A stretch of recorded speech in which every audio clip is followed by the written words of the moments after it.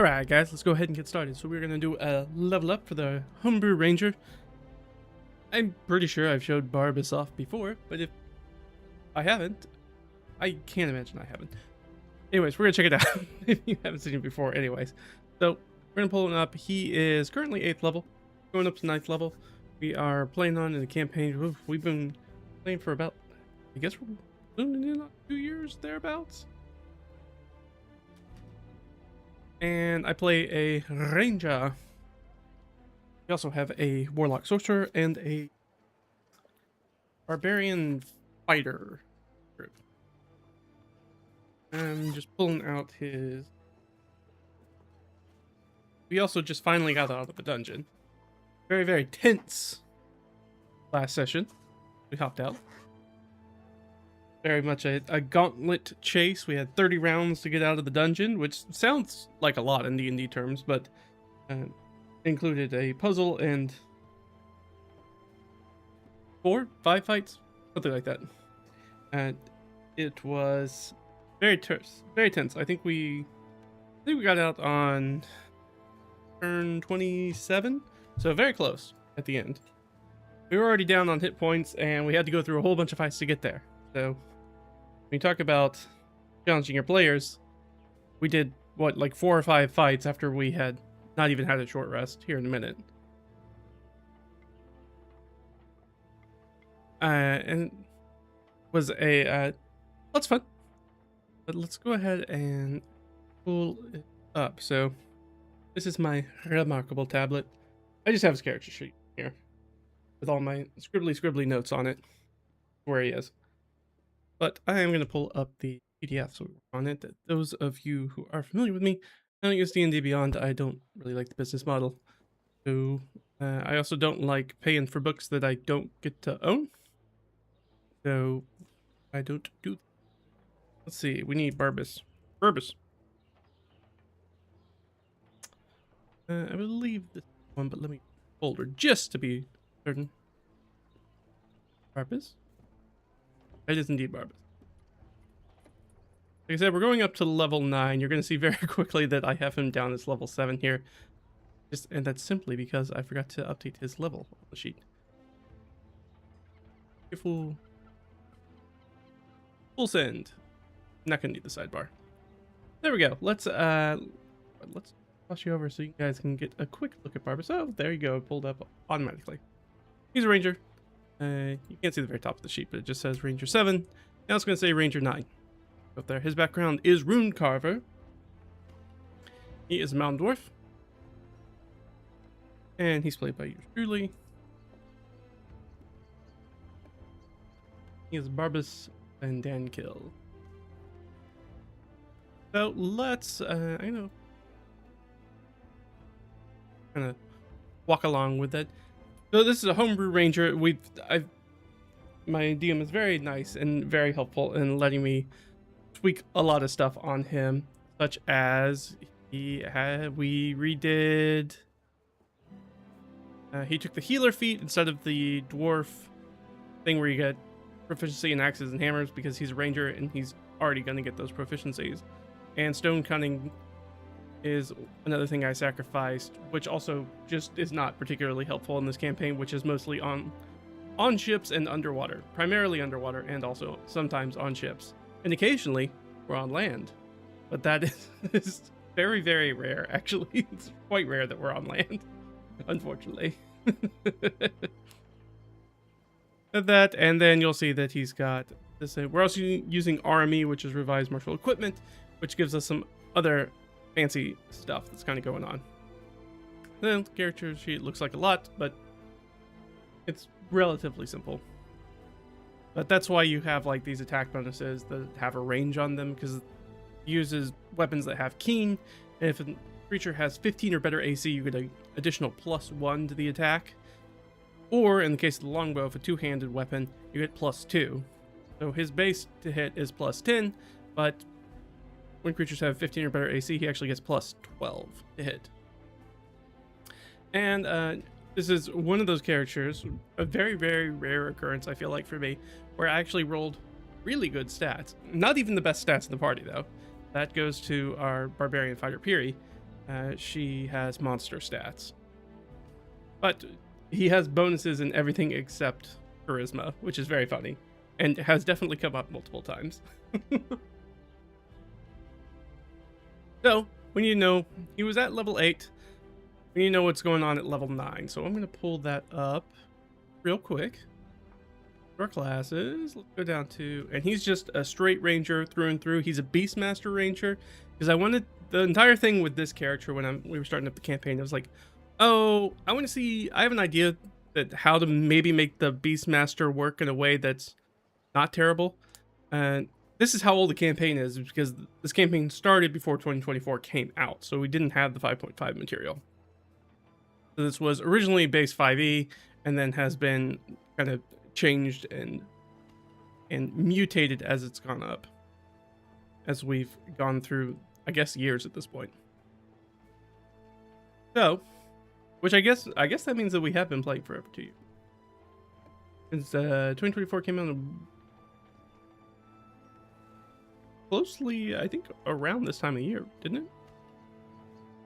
So yeah, I guess we're heading over past 2 years now. We're heading towards year 3. Campaign. Closing in on it. Alright, so, but because of that, and we'll talk a little bit about that because we're going to have to level up his companion as well. So, ooh, oh baby, level 4. You know what that means? Proficiency bonus goes up to +4. Love that. That's much better for us. Much better. Okay, let's start with the things that are going to be affected first. So let's go to hit point maximum. I've already rolled for his hit points. I rolled a 7. So 7, 8, 9, 10, so he's going to have 98 hit points. Which, unless Puri rolls really well, I think still means that he has the best hit points in the party. Even though she has a D12 hit die, having a +3 to con helps a lot. We also have this DM uses a homebrew rule, which I really appreciate, as somebody who very early in 5e played a fighter who at level 2 rolled a 1 on his hit die for the level up, and at level 3 rolled a 2 on his hit die for a level up, and you can't be a level 3 fighter with like 18 hit points. It's not going to work. It's not very good. Surprise, he died. That will happen. But the homebrew rule is that you get to re-roll when you roll for your hit die at any level. If you roll below your con modifier, you get to re-roll.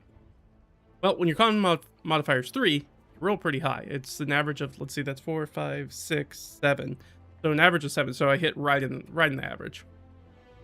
So you should be getting about 10 per level, which would put him at 90. So we're a little above the curve, but not by much. Not even by 10%. But we are a little above the curve, which is a nice place to be. Alright. We've got that. His proficiency bonus is going to go up. Oh, and he's going to get 3rd level spells, finally, as a ranger. Alright, so let's do his proficiency bonus first. So that's going to be +4, which means all his saving throws are going to go up. So that'll go up to 7.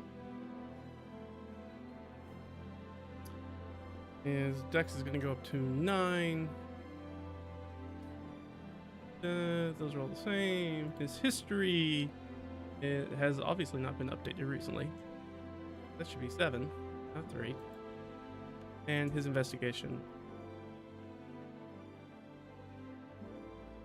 is medicine will go up to a nice 8. That's not right, is it? Yes, it is. And he has expertise in perception, so that's going to go up by 2. So it's going to go up to 12. Woohoo, boy. Which means his passive is going to go up to 22. So he already had a monster passive, but now it's even better. You love to see it. Survival goes up to an 8. He's also not a very naturey ranger, which is very fun to play. He's very not a typical ranger. He's a ton of fun. About the only thing that's typical about him as a ranger is that he uses a bow as a dwarf, which is also fun. Is that he is a longbow-based dwarf. And we got nothing going on down here. All right, we've got all his stuff. You can see all the tons of proficiencies that he has. He has light and medium armor. He has simple weapons, bows, non-clockwork shields, dueling blades. He's got 6 more weapon groups. I just haven't put them in there because they haven't come up. Because I got a whole bunch to choose from as a ranger because I get fighter proficiencies. And this is all like revised martial equipment stuff. So if none of this makes sense, that's why. So he has mastery in the buckler and the longbow, which allow him to do the things like use keen and all the extra stuff that he gets out of that. He also speaks Common, Draconic, Dwarvish, Elvish, Giant. He's trained in carpentry, cooking, dice, healing, a healer's kit, herbalism, leatherworking, smithing. He has ship proficiency or water vehicle proficiency, which is not a thing anymore in 5.5, but I felt it was important to put because we are playing a very maritime campaign. So it was important to have all that stuff. He has thieves' tools and he has weaver proficiency. He is very much the skill monkey. He has a ton of skills and a ton of proficiencies, and he gets a lot of expertise. At level 9, you will be getting more expertise. So he's going to be even better at things. Alright, none of his hit die are going to change, except he's going to get one more right there. So we're going to drop that in. That, I think any of this change. By the way, they're healing potions. They're just places for me to mark them. Now that should change. I still have the sending stone to Ned and Fujima, and the ship comm mast. Technically, I have one to Runecore too, but he's a PC, so he's with me most of the time. You don't really need to put that down. Because my proficiency went up, all my attacks are going to go up. Which is a sad day for my DM. Because, and the battle axe is also up. Because, Barbas here hits like a freight train. Because of the revised martial equipment and his just truly sickening to hit.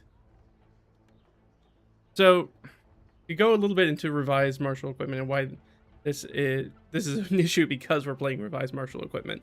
He has a plus 13 with his keen. So anything that's got a 15 or better AC, he's got 13 to. Anything that's got a 14 AC or lower, he has a plus 11 to hit. So in addition to that, he can take, he basically gets the ranged version of power attack. So he can take a hit to his attack, and if he does that to his attack bonus, and if he does, he gets to take double his proficiency and put it on the damage on the back, which means he does a lot of damage per shot. In addition to that, he has the favored foe, and he has this Strike of the Giant Storm Strike, which is a feat, which does additional lightning damage. Plus, we have the weapons that allow you, if you beat the creature's AC by 10 or more, you get to add another damage die on top of that. So very often per hit, he's rolling 2d10 plus 2d6 plus, used to be 11, now it's going to be like 13, I think. So it's a lot of damage.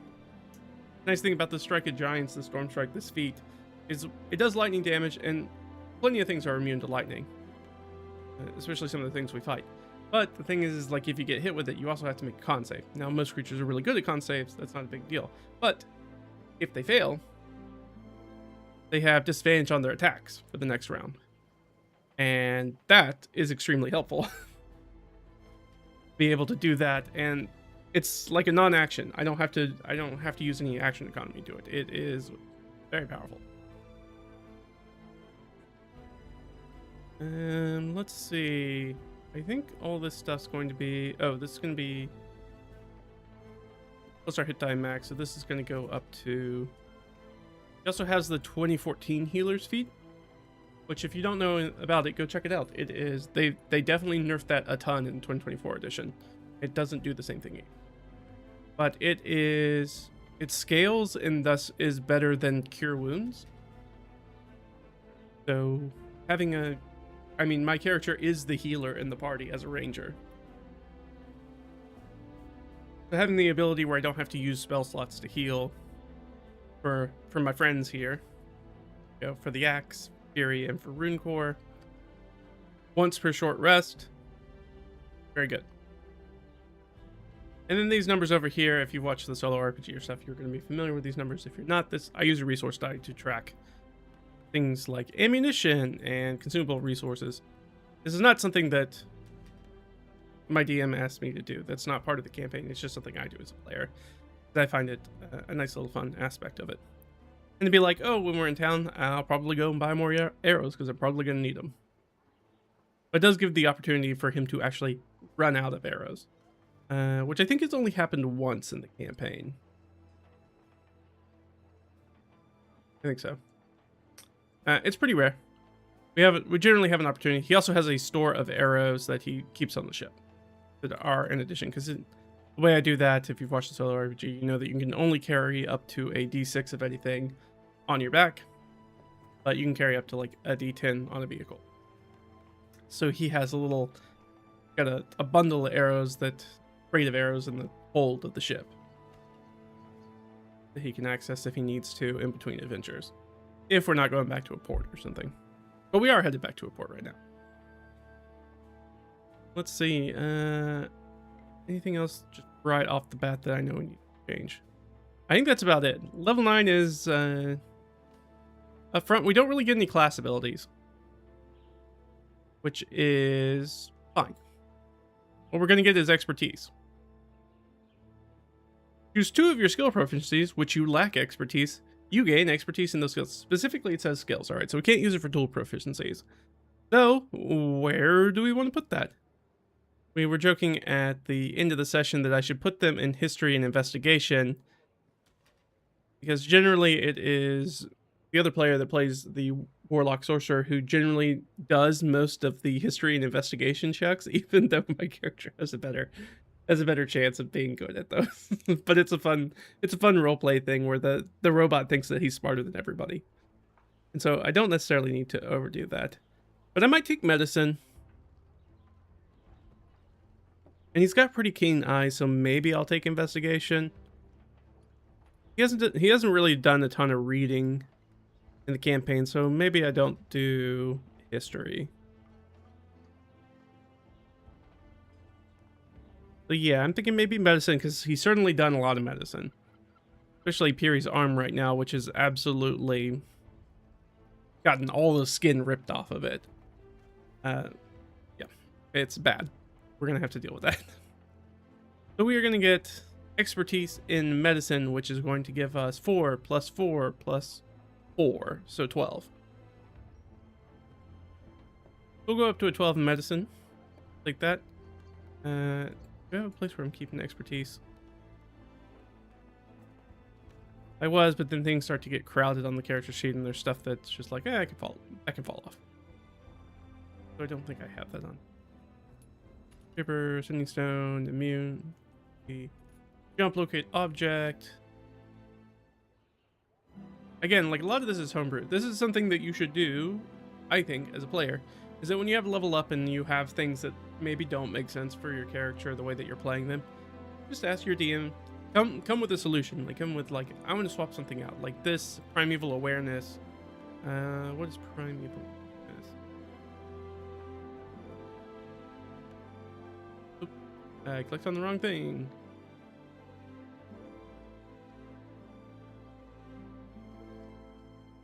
No, I think this is back from the old stuff. Under Deft Explorer.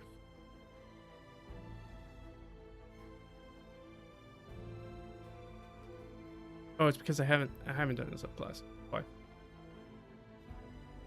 think this is probably gonna pull the Yeah, this is gonna pull the 2024 stuff. That's okay. Right.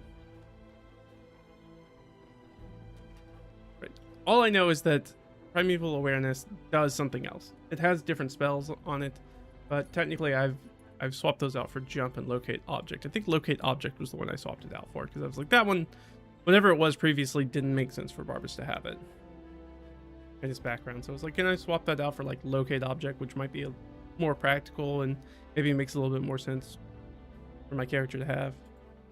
And usually my DM's pretty good about being like, yeah, sure, that's fine.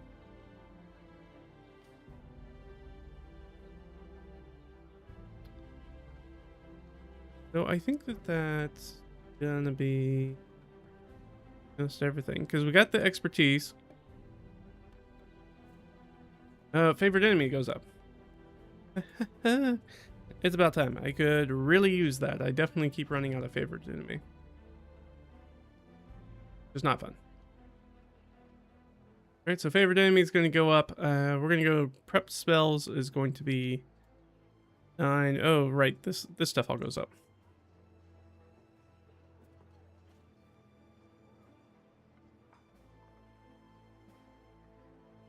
I'm going to get 4, 3, and third level. I'm going to get 2 spells. 1, 2, 3, 4, 5. This is not right. I should have more spells than that. I've clearly not been keeping up with this. That's alright.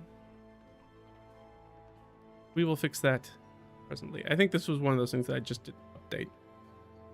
So I'm going to just write a little note for myself right here that we have 9 prepared spells. Go. Done and done. I think maybe I get something for the runecrafter background hereabouts. Let's look at the rune carver.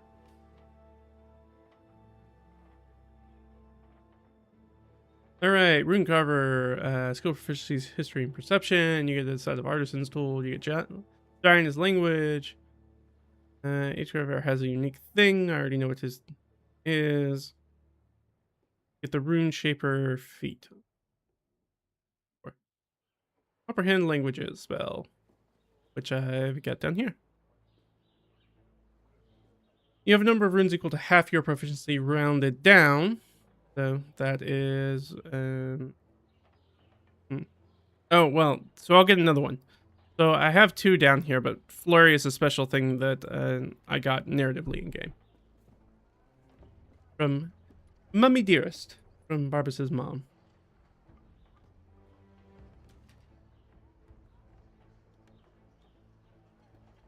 You know a number of runes equal to half your proficiency. Round it down. Choose it from the rune spells table. Whenever you finish a long rest, you can describe each rune you know onto a non-magical weapon, armor, piece of clothing, or other object you touch. Temporarily learn the first level spells that correspond to the runes you inscribed. You know those spells until you finish a long rest, in which runes fade, and you do it over again. Invoke a rune inscribed object you are weighing or carrying and cast its associated spell without expending a spell slot or using material components. Once you cast the spell in this way, you can't do so again until you finish a long rest. Your casting ability for this feat is Intelligence, Wisdom, or Charisma. Obviously, it will be in Wisdom. Each time you gain a level, you can replace one of the runes you know with another one from the rune spells table. So, I've got Fog Cloud down now. Now, technically, I can do 1 more. I've got Flurry, even though Flurry doesn't really come up. Just because it damages everything around you, and often I got a friend standing next to me, so it's not that useful. Disguise Self would be fun, though. Actually, no, that actually might be useful. I might do Disguise Self. Barbas has been gaining some notoriety. Unfortunately, people know who Barbas is, and that's not good for Barbas most of the time. It means that people have eyes on him, and having eyes on Barbas is not a good thing. He very much wants to be in the background most of the time. But he rarely gets that opportunity. So he might take Disguise Self, especially if we're headed to Seaton, and if we head to Seaton to meet Mummy Dearest, which there's a chance to. Barbas' mom is over there, and we haven't seen her in the campaign yet. If we go over there to visit her and figure out what the heck they're doing, the King of Seaton's doing with all these magic items he's collecting. Unfortunately, people are looking for Barbas because Barbas is on a quest, on a personal quest, where he is attempting to recover clan magical items. It is his father's like gladiatorial regalia.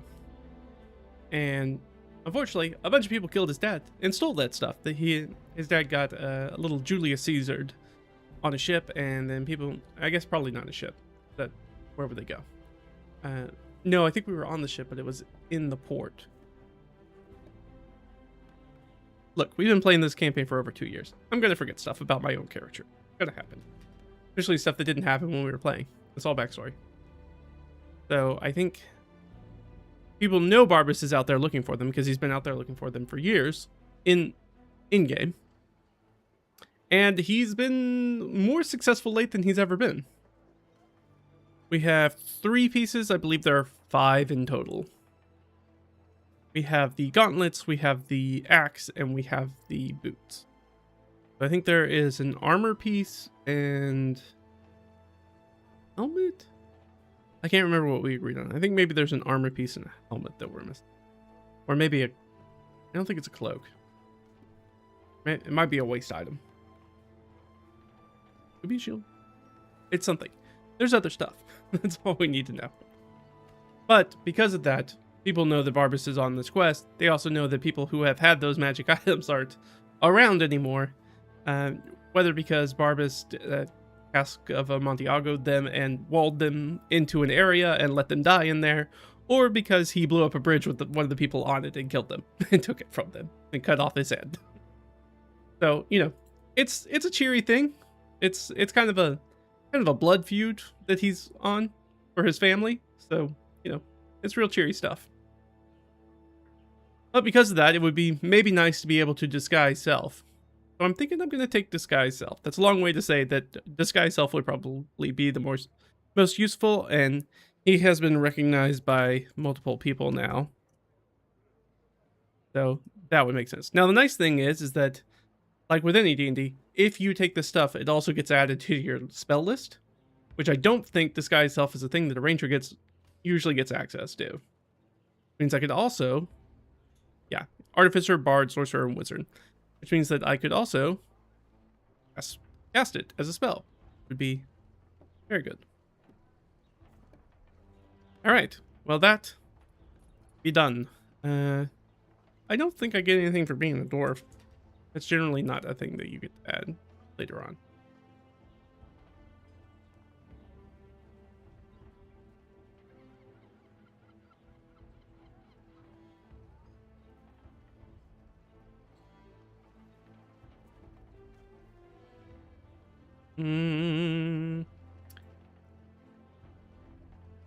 Dwarven resilience, so resistance to poison condition. I already have that. Dark vision of 120. Is dark? You know what? I'm looking at 2024 dwarves. I should probably be looking at 5e dwarves.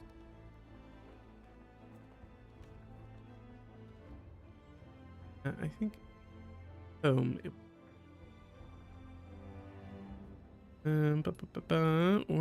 Where do I get to the old stuff? Where do I get to old 5es? Here. Thing to do it. Boundary roll 20. Fact. There we go. I want a dwarf. Because I believe this is different now. Dwarf Mountain.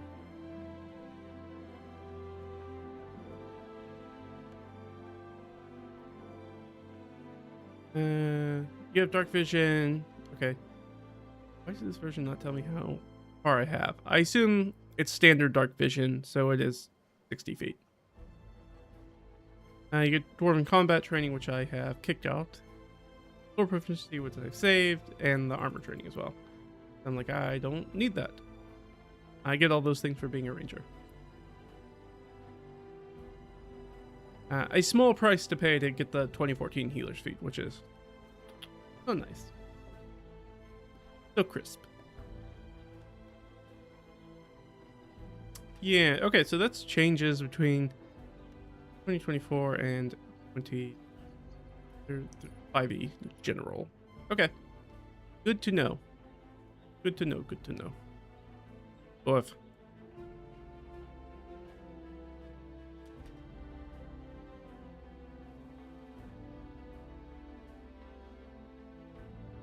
I mean, the new dwarf's cool. Getting that +1 to your max hit points is nice, which I don't get. Stone cutting being put in as tremor sense is nice. I like that better than the usual stone cutting, which was the old stone cutting, which was like helps you make history checks. I think tremor sense was very nice. But you lose all the other stuff like the arms and armor stuff, which is fine. But you get 120 feet dark vision, which is basically superior dark vision, which is nice. Not a terrible trade-off, but I think I'll stick with what I got. I don't want to run all that stuff back. Also, my speed's not reduced by wearing heavy armor. Not going to wear heavy armor. I have a +5 dex. Why would I use heavy armor? Alright, so nothing from the old ancestry. But we got our little thing that we added from our background. Our initiative will stay the same. You'll notice that I have the ADV there. Advantage, we'll talk about that here in a second, probably when we talk about the old companion that we've got. I want to get through all of Barbas's specific stuff before we move on to that. So, I guess really what we need to do is we just gotta look at spells. You know what? I have 2014 pulled up, so let me go ahead and look at classes. Ranger. Beastmaster. Alright.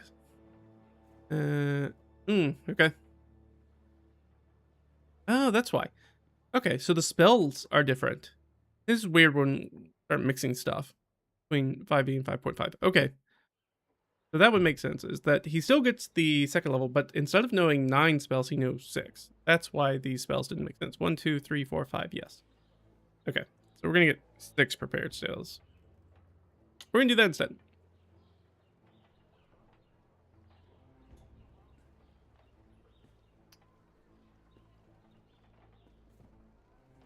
Using that? Yes, okay. They're magically reanimated. Yeah, okay. Good, so I did remember that correctly. Landstride. In addition, you have advantage on saving throws against plants. Okay. So in the... I might as well go full screen. Let's go full screen. You guys can see what I'm... So, in the base 5e at 9th level, I don't get basically anything. It's a do-nothing level. I get another spell. Get access to 3rd level spells, and that's it. So I actually lose those expertise points. So I will remove them. We did this. Those will go back down to 8. And... did I not change the other one? I did not change the other one anyways. That's fine. And the investigation will stay at 7. No medicine goes back down. No skin. That's fine. It's not a big deal.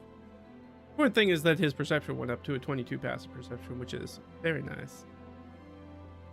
Having a +12 to your perception, not a lot of things get past you. But next level is going to be a big level for him. I feel like they probably should have taken some of the stuff that's here and dropped it in, because we're going to get hide and plain in sight. 1 minute camouflaging yourself. Yeah, your camouflage is this way you can try to hide by pressing yourself up against a solid surface such as a tree or wall that is at least as tall and wide as you are.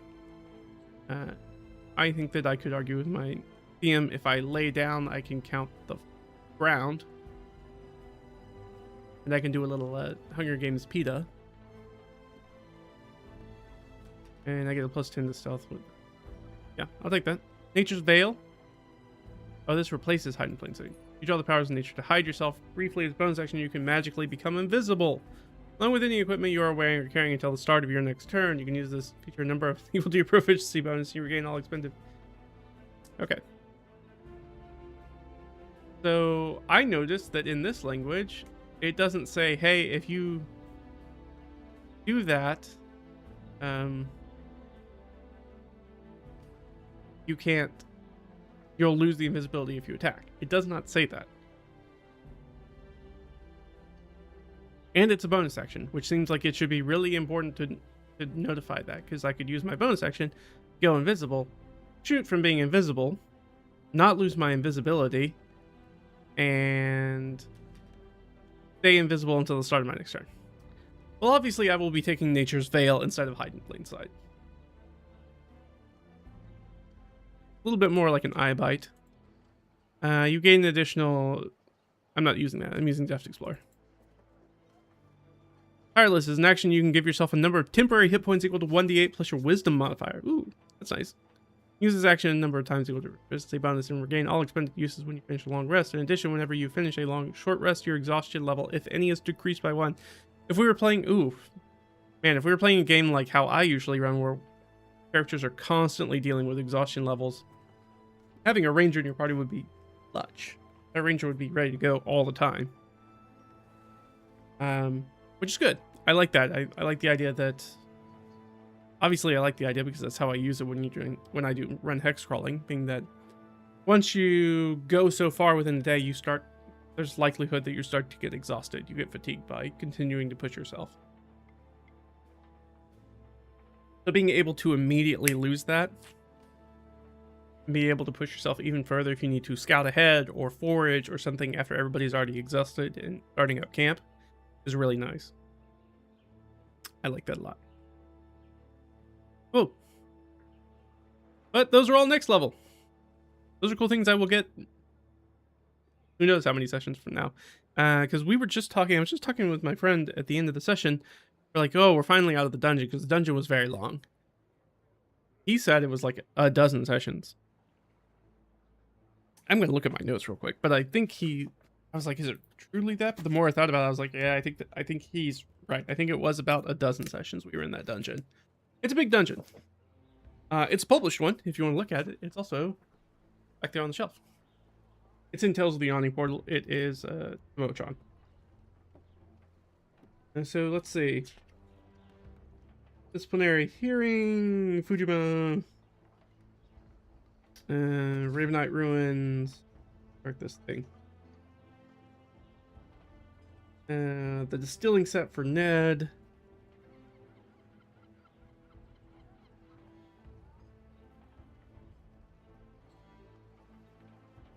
The Dutchman's Undead.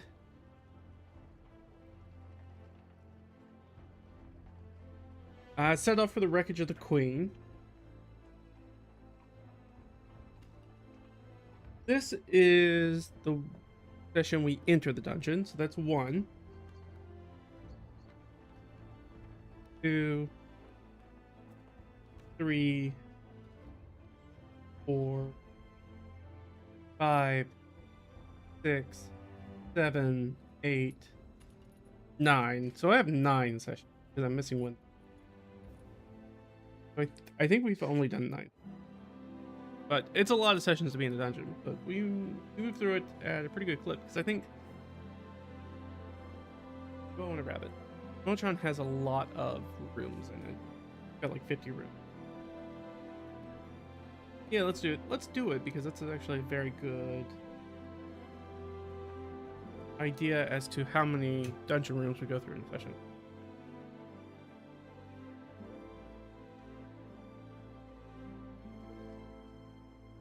And I don't think we got everything. I think we hit most of the stuff in here, but I don't think we hit everything in here. White Plume, Hidden Tribe to Motron. 861.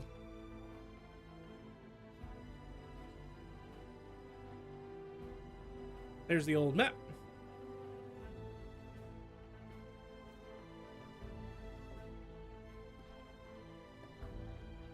How many rooms are there?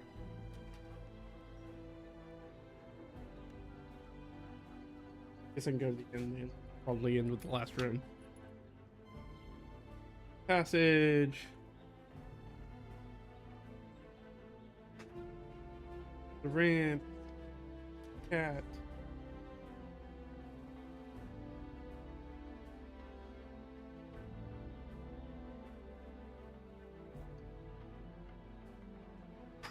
all looking very familiar. Red mirrors, and right close to where we were. Okay, so there are 54 rooms in this dungeon, and we hit most of them. We didn't hit all of them, but we hit most of them. Pretty sure we missed a few secret stuff that we got out. So 54, we had what, 9 sessions? That's about what, 6 rooms a session we got through. Now, it's important to note that when we play, we basically play double sessions. So we play for about 7-ish hours when we play D&D. I know it's a lot, it's not for everybody. We play essentially double sessions.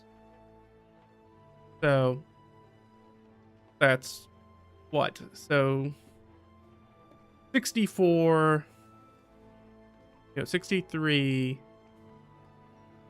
hours of play, and we got through 54 rooms. So a little bit more than an hour. There are a few times where it's, hey, there's combat, and combat just takes a while. There's also a lot of passages that have traps and stuff, and puzzles and stuff in it. A lot of puzzle rooms in that dungeon. And those take a long time too. But when you're, as a dungeon master or a game master, and you're trying to figure out how much you need to prep for a session, having those kind of metrics can be helpful. You'd be like, okay, how long does it take them to get through a room like this? You go, okay, so it takes about, depending on what's going on, an hour to get through an encounter for us. Which sounds pretty reasonable. Now, like I said, we play double sessions, but there's a lot of fucking around. And we also eat a meal in the middle of that where we kind of stop playing, at least for a little bit. And we get distracted just like every good group does. Alright, let's continue our level up. We don't get anything else really cool down here. And all that stuff's going to be very similar. Is there anything I need to add from my scribbled notes? I've got the philosophy book from Fire Island.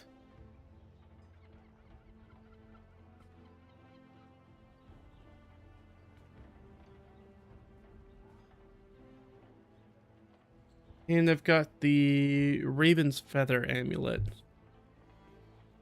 I don't think either one of those is worth hard writing down onto my character sheet, because I will probably likely sell or trade one of those things or give it to somebody. Honestly, the philosophy book I will probably give to Fujima, who's a Trident who runs a library. So I will probably give the philosophy book to him. And the Raven's Feather is a one-use consumable item. So I don't know when it's going to come up. It will eventually come up. Probably in the forthcoming fight that will probably be against a Pale Lady. So, which is a death goddess. So that will probably be when I use it. Likely. But news I'll get hit with a disintegration ray or something. And I'll want that legendary resistance, which is what the thing gives me. One, I can just be like, nope, I'm going to save on that. Super powerful, but you only get to use it once, so make sure it's worth it. Alright, so really it's just down to spells. I'm going to pick up one more spell, but I can also, it's a level up, so I can also retrain the spell if I would like to. So let's look at some. So I'm pretty much using at this point all the 2024 spells. Am I? Maybe I'm not. So difficult when I'm playing multiple campaigns, and some are using 5.5 stuff, and some are using 5e stuff, and it's hard to keep them separate sometimes. Also need to change his notes. 1, 2.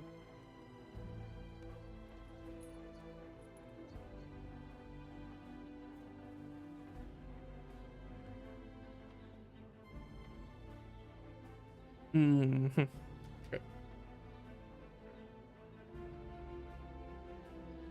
Alright, let's, I don't think I'm gonna well, I might retrain as well. Yes, I believe I'm using the 5e version. Be easy to figure out real quick, but let's go to fails. Healing word. There it is. 24 plus your spellcasting ability modifier. Then we can also healing word over here, which I think has changed. Yeah, 2d4. So that has gotten way more powerful just by a d4. So I have the 1d4 version. So because of that, we'll stick with the 5e spells. Like I said, I think everything about this character is just 5e playing, not 5.5. But who knows? I could be wrong. Alright, let's look at some spells. So we need, we don't get any of those. So first, second. Whoosh. First, second, and third level for Rangers. An idea of what we're looking at. We're going to do, let's look at third level first. Wind Wall, that's probably going to be a hard no for a guy that uses a bow most of the time. Because where is it? Smoking other gases, loose lightweight. Arrows, bolts, and other projectiles launched at targets behind the wall are deflected upwards and automatically miss. They're probably not super useful for a guy that uses his bow most of the time. Probably not what we want. Water walk. I can swim as fast as I can walk, and I can breathe underwater. We're playing a very much maritime and very much underwater campaign. Not a very useful one for me, I'm afraid. Water breathing. Same issue. Summon Fae really doesn't make sense for this character.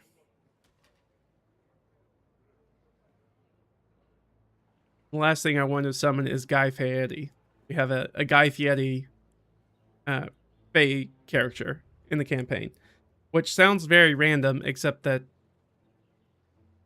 Fury, who is our barbarian, is a Fae creature and is a cook as well as my character being a cook. My character is usually the sous chef for her. And we did a full cooking competition and everything. So I don't want to summon that guy. That guy sucks. I want to stay far away from him. But I know that that's who's going to come. It's either that or it's going to be the satyr fuckboys, and I don't want those guys either. And the creatures are an ally to you and your companions. Though being able to summon satyrs that can make bad guys just dance would be pretty dope.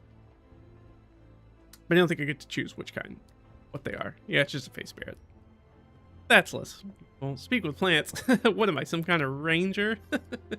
Not that kind of ranger. I don't like it. My ranger doesn't do a lot of naturey stuff. He's not even trained in nature. He's truly only in class only. He has none of those nature boy vibes. Revivify could be useful. You know, when you really, really need it.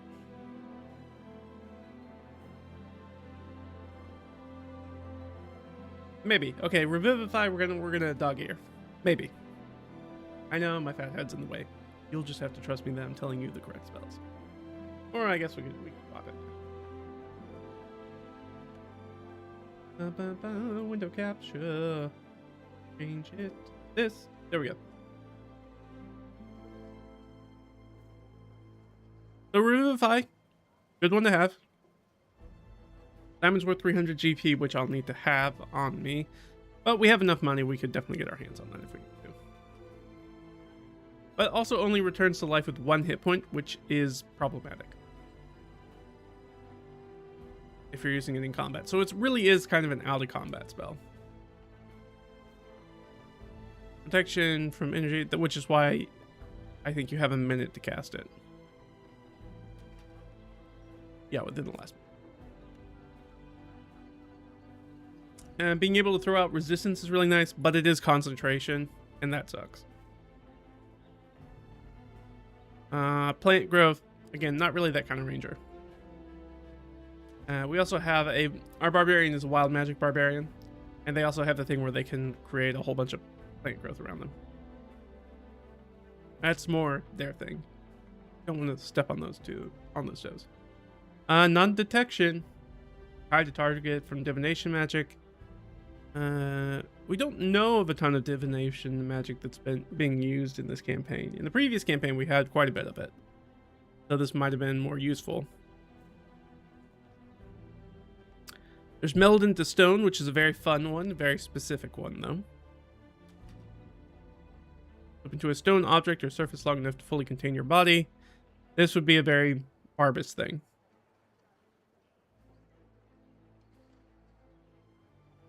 And being able to still roll perception with disadvantage. Well, when you got a plus 12, you're probably going to do okay most of the time anyways.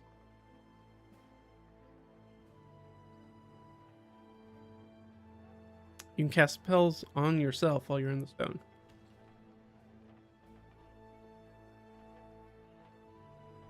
Okay, maybe.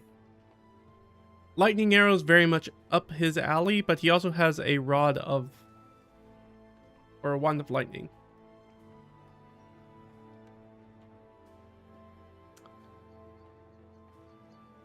Which I guess I probably should put on his thing. So we are going to do that. He's got the Helm of Underwater action, Buckler, Saber, Elven Magic, Longbow, Sword, Leather. We'll add it down here that he has Wand of Lightning Bolt. And he already does lightning damage with his arrows. Plays into, there's a lot of like Storm Giant stuff that's kind of in his background that we're playing into.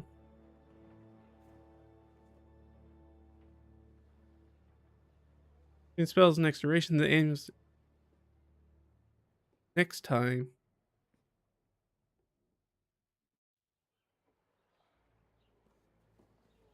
You hit or miss each creature within 10 feet of the target must make a dex save. Each of these creatures takes 2d8 lightning damage on a failed save, or half as much on a successful one. Like, it's okay. This isn't bad. But it does suck to be able to imbue a piece of ammunition and then miss with that attack, even though that's unlikely to happen with Barbus because his attack roll is so good. It does suck for that to happen. And honestly, we don't find a ton of hordes. If we did, that might be more useful. Like, we just fought a battle where we had 13 enemies on the field. In that one, it might have been more helpful. The problem is that each creature within 10 feet of the target, both of my allies are melee fighters. They're in melee all the time, so they tend to be standing next to the creature I'm trying to shoot. So, maybe not the best choice. Because they will also take lightning damage. Flame arrows.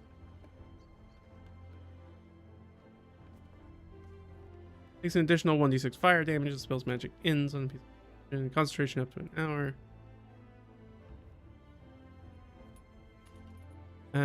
Ends when 12 pieces of ammunition have been drawn from the quiver. Yeah, that's like one fight for Barbus. He's shooting 2 arrows around. Usually is. If it's a long fight, that's one fight. If it's not, it's maybe 2 fights. We're at the point where we're getting high enough in levels that we're fighting a lot of monsters that have pretty big pools of hit points. So, meh. How about just elemental weapon? There's a problem, if you're not aware, because maybe you don't play Rangers or you don't pay that close attention to the design, the Ranger spell list really sucks. Like, almost everything has concentration, which is not helpful for a character that might be in melee all the time. So you can really only use one of these past however many spells. Like, you look at all the concentration X's on the side, so many other spells are concentration. In fact, I think there are more concentration spells than there are not concentration spells, which is not fun. Alright, non-magical weapon, alright, becomes a magic weapon. This is not going to come up very often. It's also 3rd level feels way too late to be getting something like elemental weapon. 3rd level spells, which, you know, as a ranger is 9th level. Like, everybody, we all have magic weapons at this point, obviously. And even all our sidekick characters who are parts of the crew, we just finished buying magic weapons for, like, all of them. because we finally had enough money and we were like, we need to get you guys geared up better because we're getting to the level where you're stopping to be useful if you don't have magic weapons. If you cast the spell with a 5th or 6th level, no, that's never going to happen. All right, so that's going to be a miss too. Daylight's a nice one. Maybe Daylight. That's a good one to have.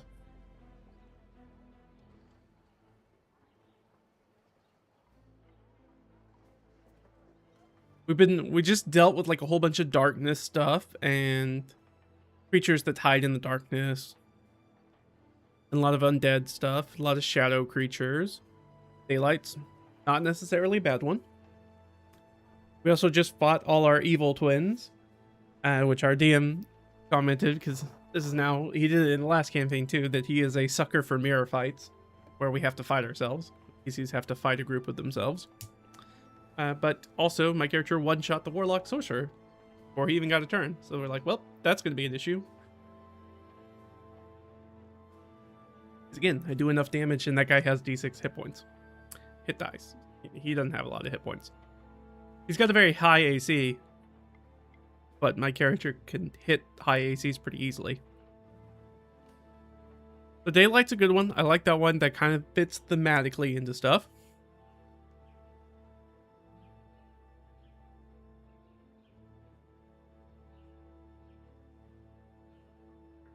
It also destroys darkness, which is very cool. Even though we do have our Warlock will drops some darkness every once in a while. It also doesn't do any damage, and we can all see in the dark.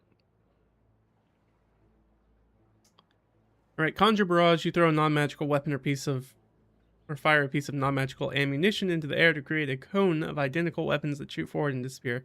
Each creature in a 60-foot cone must then succeed on dexterity saving throw. Creature takes 3d8 damage on a failed save or half as much on a successful one. The damage type is the same as that of the weapon or ammunition used as the component. Okay. How does that work with his feet thing? I don't know. Like, could be lightning damage, because he also does lightning damage with arrows. I guess the ammunition doesn't do lightning damage. Well, I mean, it does, but only after I put the thing on it.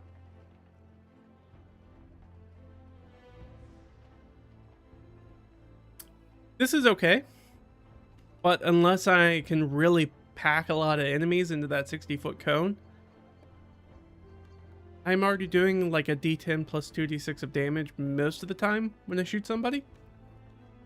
So that's kind of very close to almost the same amount of damage. Plus my modifier stuff. So I will out damage this. Unless I probably get more than 2 creatures in there.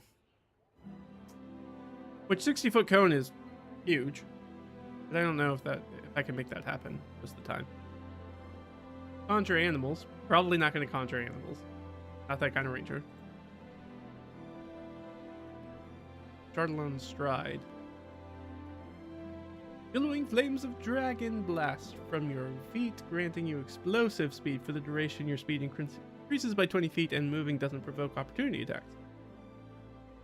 When you move within 5 feet of a creature or an object that isn't being worn or carried, it takes 1d6 fire damage from your trail of heat. A creature or object can take this damage only once during a turn. You can cast a spell using a spell slot of 4th or higher, then you increase your speed by 5 feet for each spell slot. With an additional 1d6 fire damage for each spell slot above 3rd. Cool. You get extra speed and extra fire damage. That's nice. This is cool. That's fine. Oh, I also said that I should probably look, when I was talking to my friend, I was like, I should, because the Ranger spell list sucks, I was like, I should look in Vault of Magic. Vault of Magic is a third-party resource we have. So I might do that as well. Like, this one's cool. It would be a lot more useful if I was a melee-based Ranger, but being a bow-based Ranger, it's not as useful.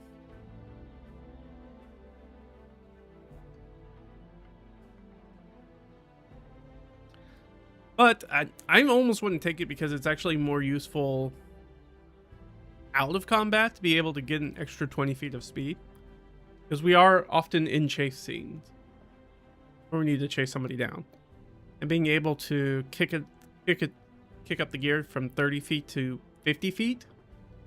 Because it says speed. It doesn't say what type of movement speed. So I assume all speeds. So we have a swim speed now. So my swim speed would also go up.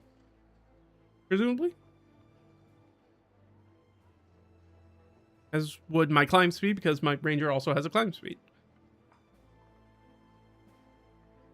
Fight growth, silence, which is one of the ones I use. Pass without trace is what I have.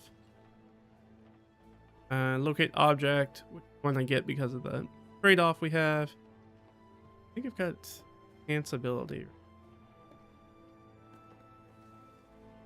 I do not. Cordon of arrows.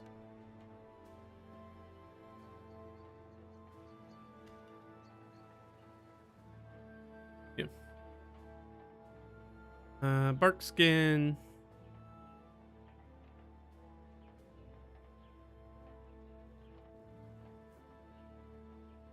That's not useful. Everybody in the party has 16 or better AC.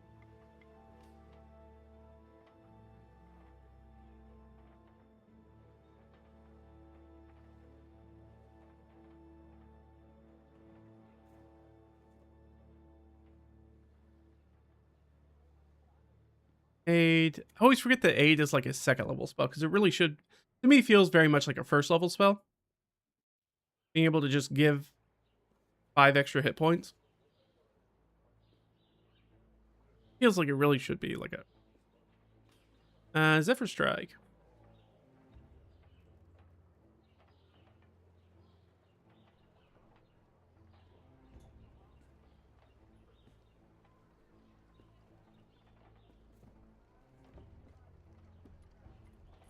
I can take Zephyr Strike.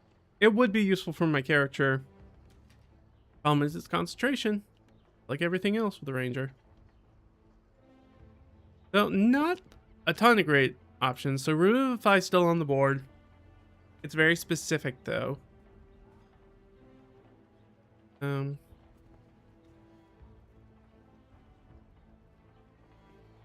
it. Daylight's meh. Alright, well, if that's the case, one moment, I'm going to throw you guys up here. I'm going to see if I can find.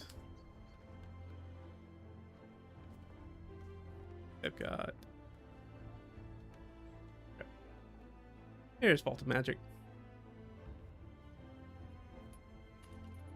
Up. Up. Thank you. Oh, I think this is one of those books. Breads. All right. So I want my I want song. Treasures, magic items. What am I thinking of? Am I not thinking of Vault Magic? I'm thinking of the other book, aren't I? Potions and Scrolls. Yes. I am thinking of the other book. This is all items. There's a spell one, though.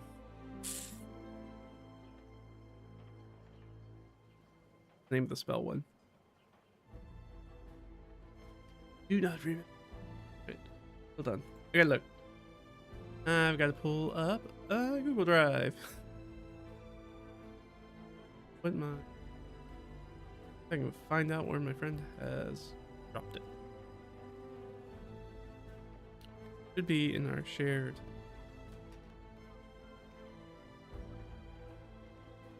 Friday night. Right.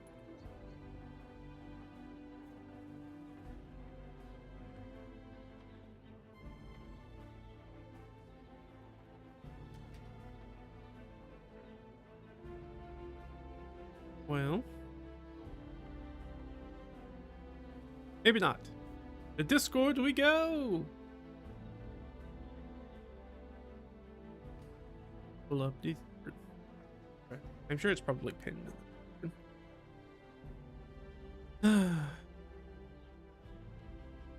Hello, where are you?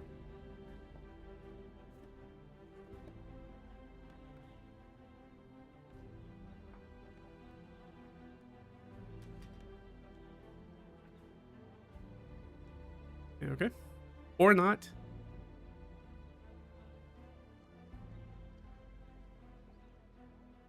Uh,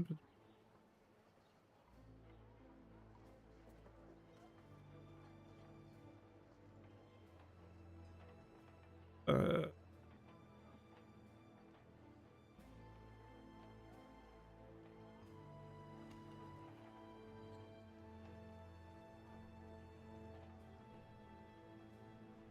well, that's helpful.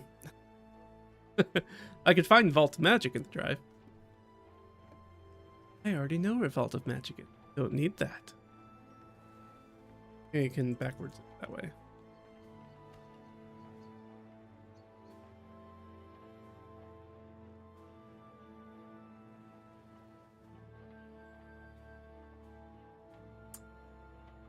Or maybe not.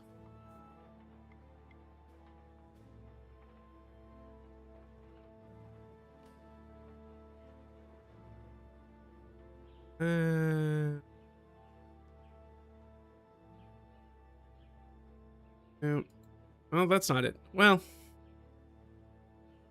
this is foolish. I'm not finding the thing that I need, or the thing that I want. Well, that happens sometimes.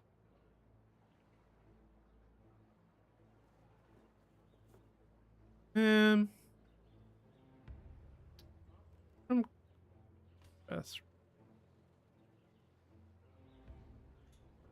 Deep Magic. Deep Magic. That's the name of it. It's called Deep Magic. There we go. I've done it, you. Ugh, that was a struggle. Oh, we got it. All right, spell this. Spell that I have not looked at this. Recognizing Mark, Alter Arrow's Fortune, Anchoring Rip. Look at some third level stuff. Might as well start off with the big guns. A little blood offering, perhaps. Bones of Stone. Booster shot. Phenophobia. Pensive quills, frostbitten fingers, going in circles. Birds of clay. Are any of these? I think I'm gonna answer my own question. I don't think Vault of Magic. Any Vault of Magic.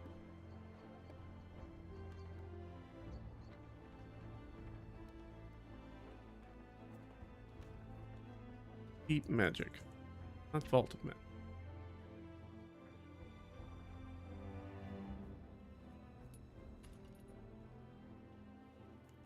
Might save me a little bit. Ah, here we go. I'm just looking at...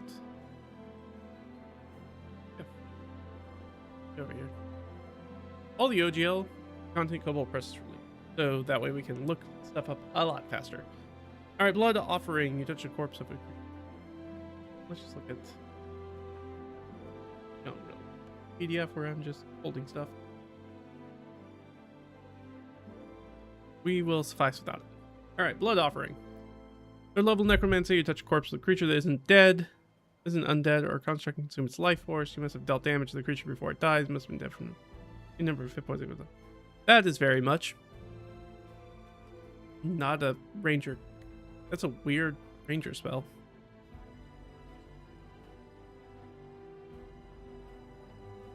Bones of Stone.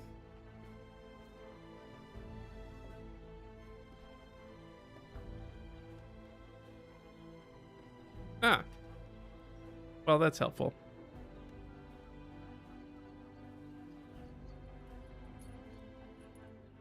Bones of Stone.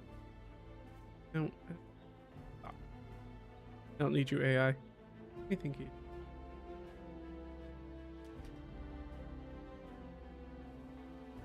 Once a creature you touch gain the strength and density of stone until this target has resistance to slashing damage and bludgeoning damage, and it gains advantage on strength checks against effects that would move the target. All right. Probably not that. If it'll play.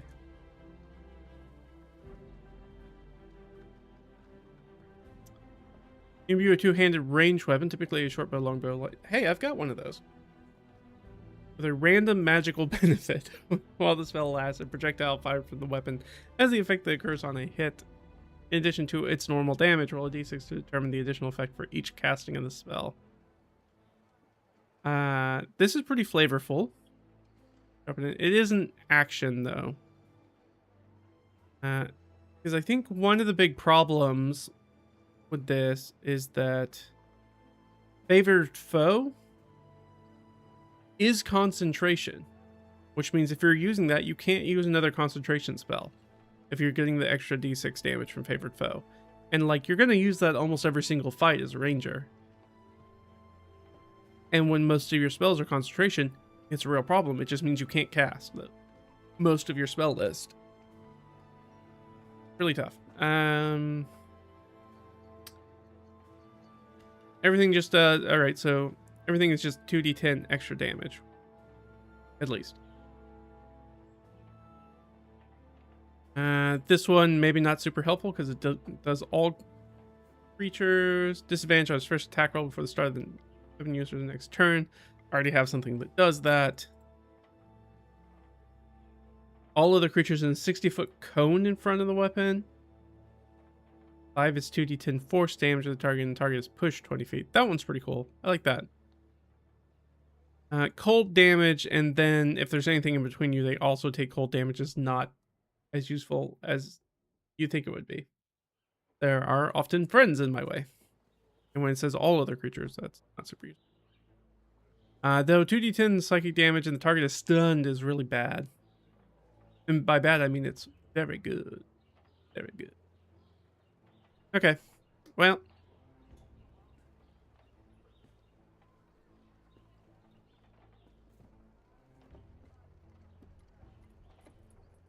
Let's see if we can get something else. Conjure Undead. Why is all this Conjure Undead stuff in the Ranger list? And I know for sure I'm looking at the Ranger list. Right? Rangers. Yes, we're all looking at Ranger stuff. Everybody's on the same page. Xenophobia.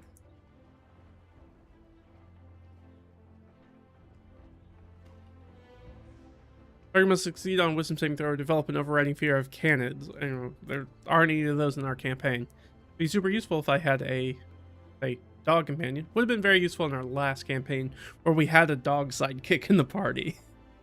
Where we had found a dead ranger. Actually, it's from... I'm gonna put the stupid thing. It's actually from the Sunless Citadel in the book. The very first adventure that's in the Yawning Portal. You find a dead ranger, and the ranger, but their beast companion is still alive, which is a dog. Get the miniature of it. Probably can't see it. He's tiny. He's a miniature. Mini, like it says in the name. And so it would have been super useful in that campaign, but we didn't have a ranger, and we didn't have... Well, we had a dog. Now we don't have a dog. That's unfortunate.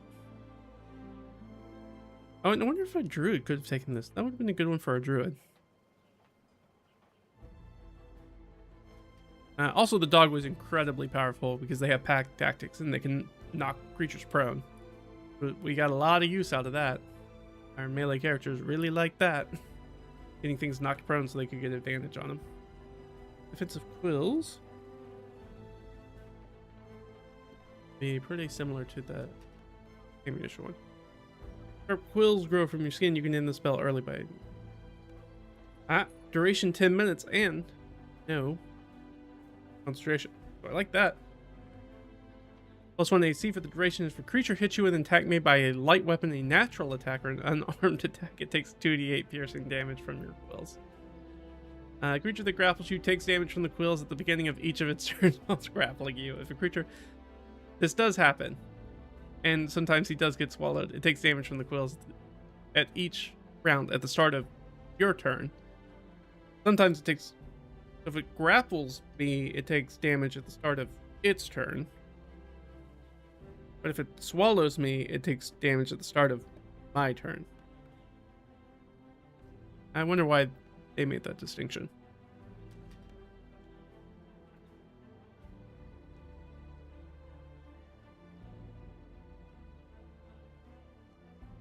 Alright, well, Defensive Quills is definitely up there. That's a nice third level that I could drop in that will be useful whenever Barbas has enemies that come close to him. Which I've told my DM, you gotta put stuff on him. If you don't, then he's just gonna fire willy-nilly and rip through enemies.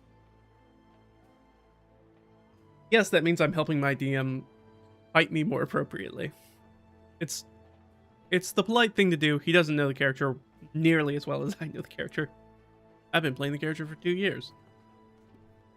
So Defensive Quills is up there. Right now, that's the leader. That's what we're looking to beat. That's very good. Frostbitten Fingers.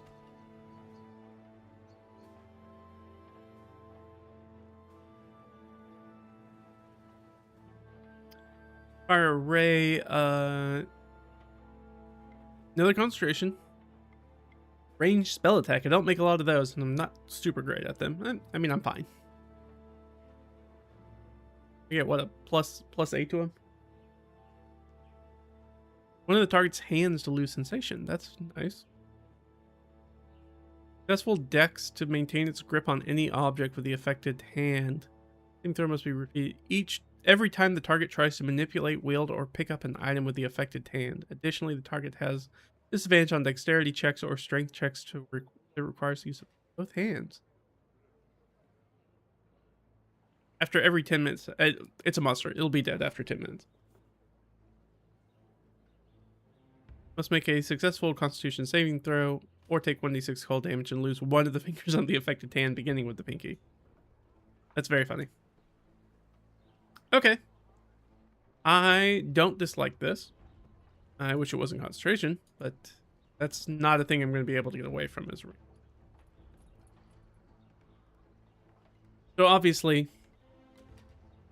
the deep magic spell creation has the same issue that a lot of standard D&D stuff for Ranger does, was that everything is concentration, but also they have a mechanic which they already need concentration for all the time.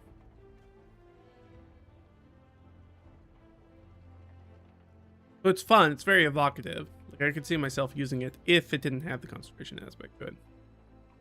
Still very powerful though.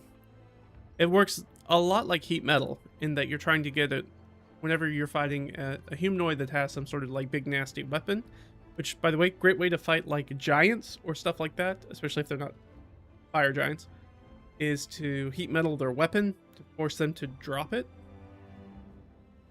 Because it's much easier to take big guy punches than it is to take big guy weapon attacks. And the first thing you do is try to get that thing away from them. They can't pick it back up.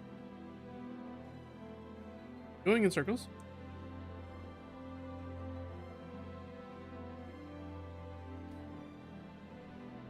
You make natural terrain in a 1 mile cube difficult to traverse. Oh no.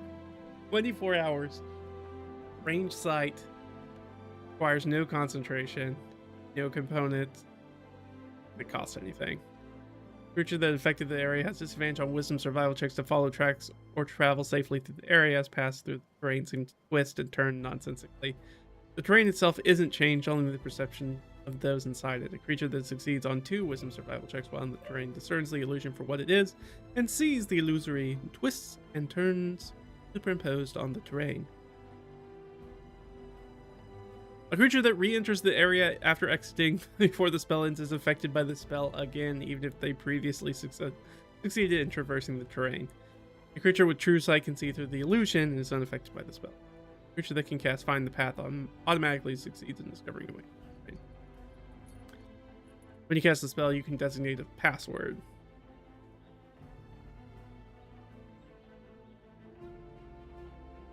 Okay. If you cast the spell in the same spot every day for 1 year, the illusion lasts until it's dispelled. I like that one. But it is a big like middle finger to the DM. you ever get chased by creatures. But the casting time is 10 minutes, so that won't work. It's a good way, like if you had a bastion or something that you didn't want people to come around, that you could drop it on. But the casting time of 10 minutes, that a little less useful for any sort of chase situation.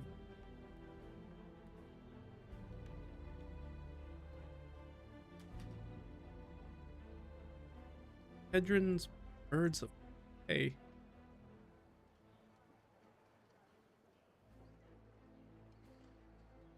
Figured it wouldn't like that. Your number of clay pigeons equal to 1d4 plus your spellcasting modifier that swirl around you. When you are the target of a ranged attack or ranged spell attack before the next phase, you can use your reaction to shout "pull" when you do one clay pigeon maneuvers to block the incoming attack. If the attack is less than 10 plus your proficiency bonus, the attack misses. Otherwise, make a check with your spell. Oh, you have to use it before the attack. Oh, I don't like these kinds of spells. This is a little bit of a personal gripe with 5e design, is I don't like things that tell you, oh, you need to use a finite resource before you know whether it's going to be useful or not. So anything where you're like, oh, I have to commit this resource to blocking it, even though maybe the attack would have missed me anyways. If the attack roll is less than 10 plus your proficiency bonus, which is 14, the attack misses. Dog, an attack roll of 14 just misses me anyways.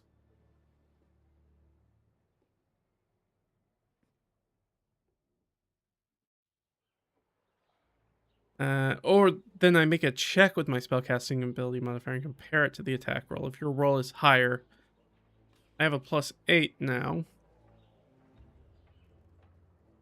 Has no effect, regardless of whether the attack is intercepted one clay. And it's one clay pigeon. Nope, that's gonna be a no for me. There's too many butts in that. BUTS, not BUT.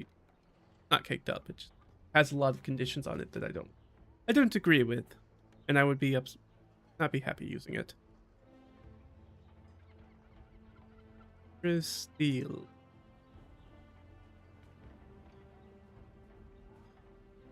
Use the metal of a melee weapon you touch with a fearsome aura of a mighty hero. The weapon's wielder has advantage on charisma and intimidation checks while aggressively brandishing the weapon. In addition, an opponent that currently has 30 or fewer hit points and is struck by the weapon must make a successful charisma saving throw or be stunned for a round. But we're getting to the level where when things have 30 or less hit points, they're pretty much going to be gone in one hit anyways. Creature has more than 30 hit points, but fewer than the weapon wielder currently has. It becomes frightened instead. But so many creatures are immune to fright, or immune to fear in D&D that's not super useful. Frightened creature repeats the saving throw. Effect on this. I like this. This would be a cool thing to give my animal companion, which is not an animal, but a literal weapon. This would be a fun one to give it, but so many things are immune to being frightened already, and we're probably going to be fighting a whole bunch of undead, and tons of undead are immune to frightened. Legion of Rabid Squirrels. Probably not going to look that one up, but it is funny. Life Sense. This is for finding creatures. Divination. You can sense the location of any creature that isn't a construct or undead within 30 feet of you, regardless of impediments to your other senses. The spell doesn't sense creatures that are dead. It's a concentration spell. Come on, man. Really need to be a concentration spell.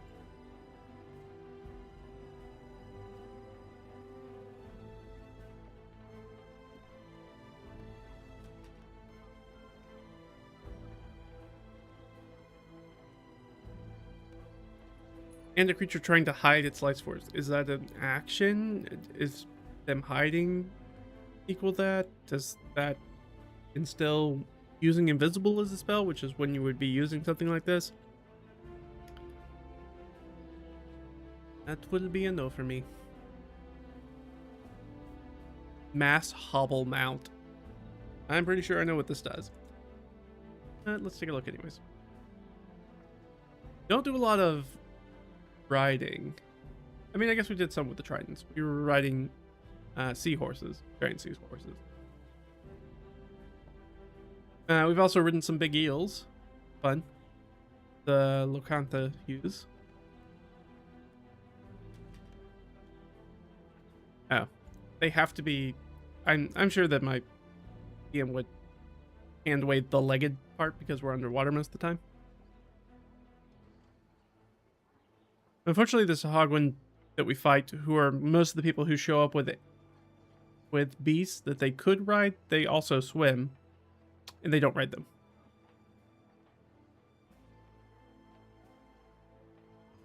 Monstrous empathy. I mean, I think at this point we kind of know where we're going to go with it, but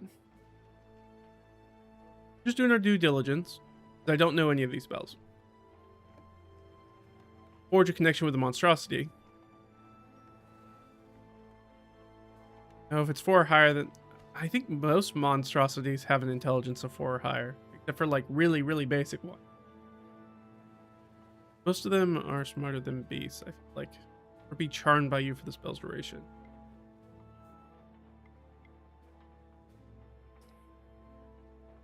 Especially now that in 5.5 were a lot of creatures that were monstrosities, like Sahagwin.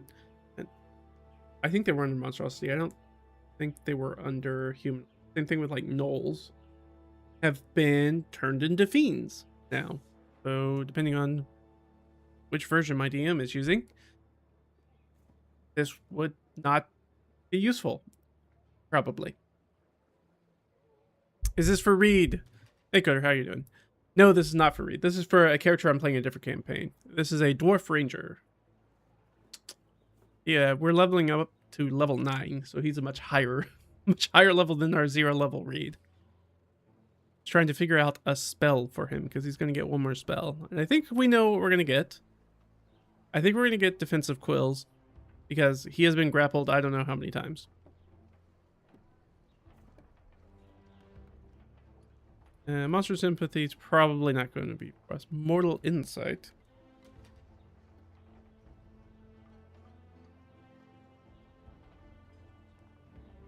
Supernatural Olfactory Sense allows you to smell. Nope, we're not going to do this immediately. We have somebody in our party. Our barbarian can smell magic. That's the cool thing that she gets to do, and I'm not gonna crimp her style with that. So that's gonna be a no. Potency.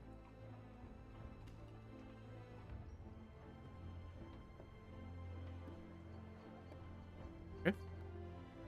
You bestow lupine traits on a group of living creatures that you designate within reach. Use one of these. Thick fur.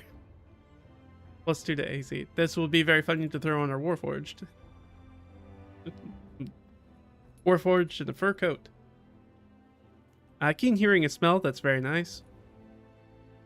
Ooh, throwing pack tactics on.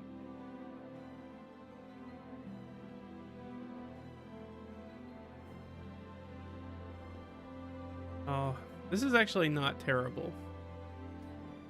Man, my partners in Krem who are in melee all the time. Actually, how many of these? Just a group of living creatures that I designate within range. So anybody who can stand within 25 feet of me. So that means I can get all our sidekicks too. Because sometimes we have battles that our sidekicks are part of. Ship battles. I could give them all pack tactics. That would be extremely helpful. In a fight, if you can give all your allies pack tactics. Most of my other party members and most of the sidekick companions we have are melee based. Got one, I mean, technically we've got 2 spellcasters. But we have Beatrix is melee. She can do range too, but Beatrix is melee, Ronan is melee. Plus if we have Oceanus or one of the others, sometimes we have NPCs with us. They would also get that. Runecore would get it. Puri would get it.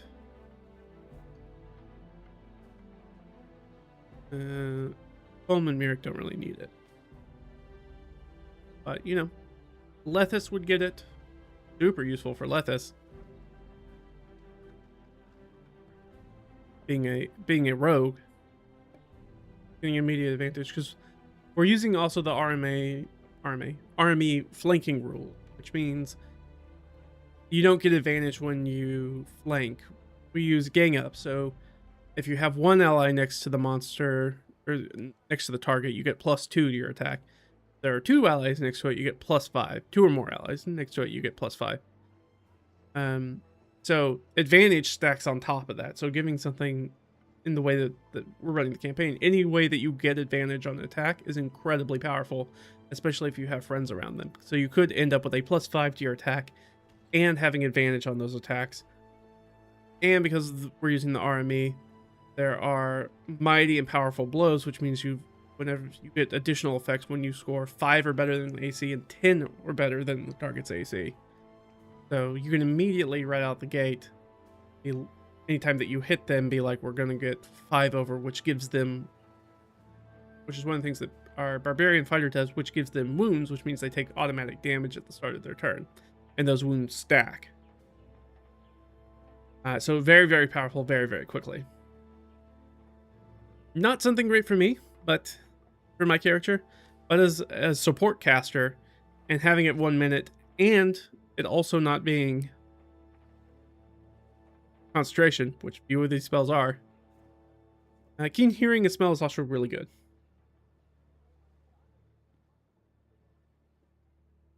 Also, just getting a +2 to AC. All of these are all really good. They all last for a minute, so they'll all last for basically a fight. None of them take concentration.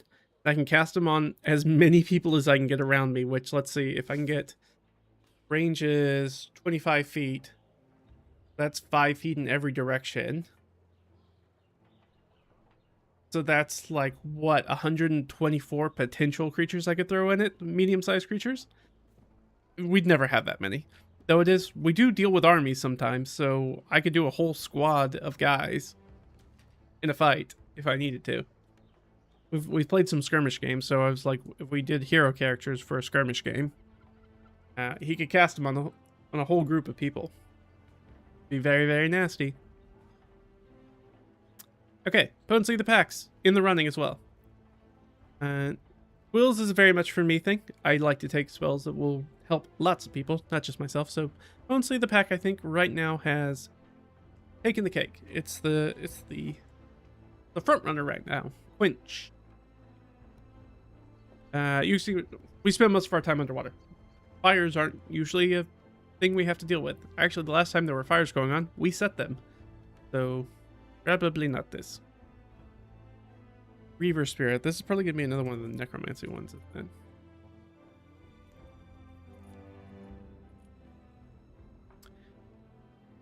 Oop, not what I'm trying to do. You inspire allies to fight with the savagery of berserkers. It's concentration. That's always going to be already a red flag. Strength checks and strength saving throws. One of them's a barbarian and already has that, and has resistance to flushing. Maybe if we didn't have a barbarian in the party, but we have a barbarian in the party, so that makes it utterly useless for 1/3 of the people I could cast it on.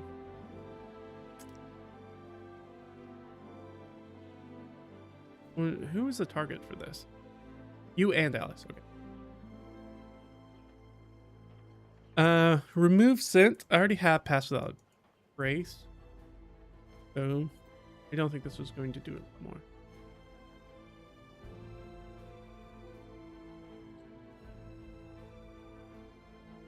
Okay.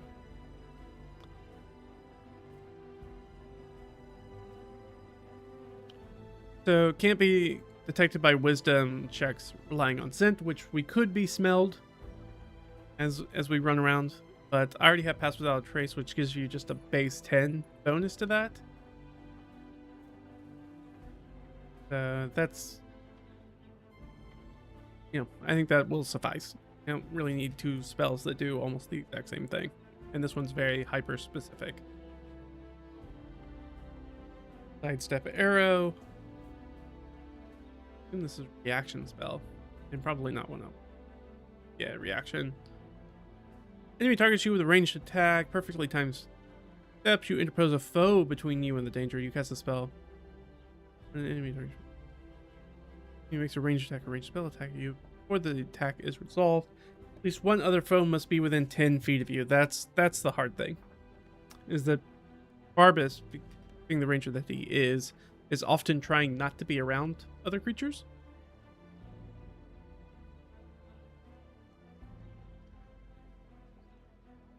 As fun as it would be to grab an enemy and give them a crit,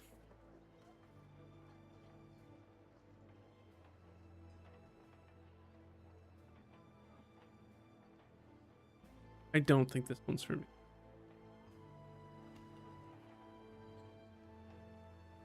Song of the Forest is probably going to be, I know. Let's take a look anyways. Not really that kind of ranger.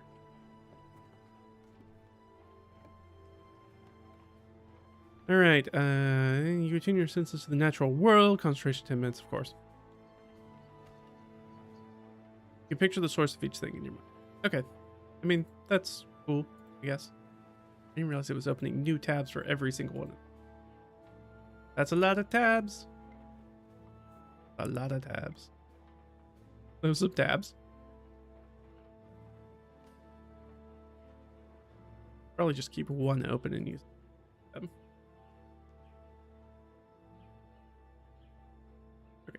All right. Here we go. All right. So we just looked up Song of the Forest. Spiteful weapon.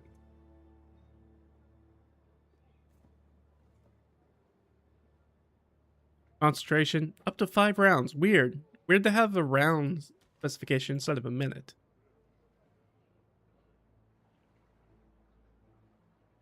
Attacker that injured the target during the last 24 hours and the melee that caused the injury, which was within range of when the spell was cast.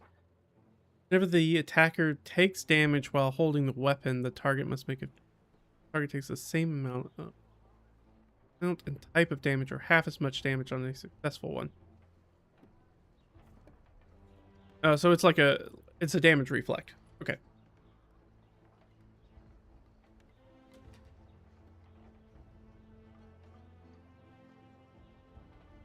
A self-inflicted wound hits automatically, which is cool.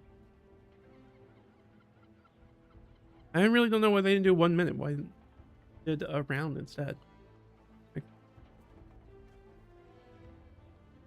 Especially considering we're getting to the level where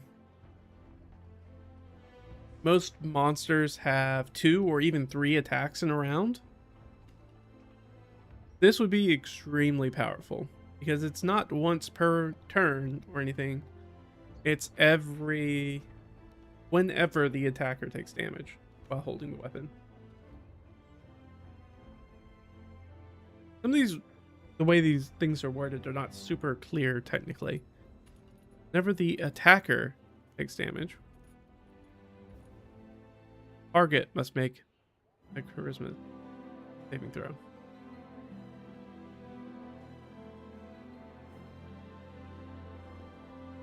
Weapon that caused the injury, all of which whenever the attacker takes damage while holding the weapon, target must make. So this is weird when you use language like this, when you say the attacker in one part and then the target in the other. I think this is supposed to mean the same creature. These are the same creature, but when you use 2 different words to describe the same creature like that, it becomes way more difficult to understand what you're trying to say. Technical writing very much has a place in TTRPGs, and you can definitely tell when people are good at it and when people are not so good at it, based on really how confused you are. Like I think I have it out anymore. But one of the things that I got off of Free RPG Day, like the Basen, Baesen,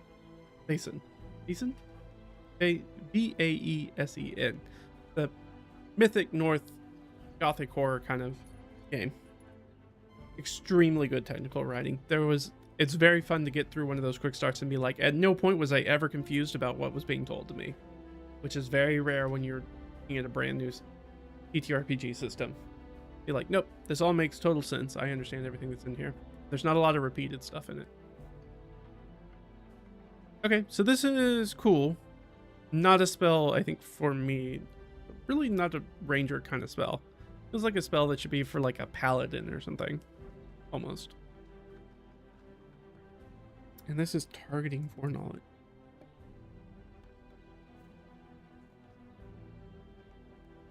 Targeting foreknowledge. I'm letting them open new tabs again. Twisting the knife, slapping the butt of the spear. Countless. Double strike maneuvers are a skillful way to get more from your weapon by casting the spell as a bonus action after making a successful melee weapon attack. And it's ring self. Okay, this won't be for me. I use a bow most of the time. Tracer.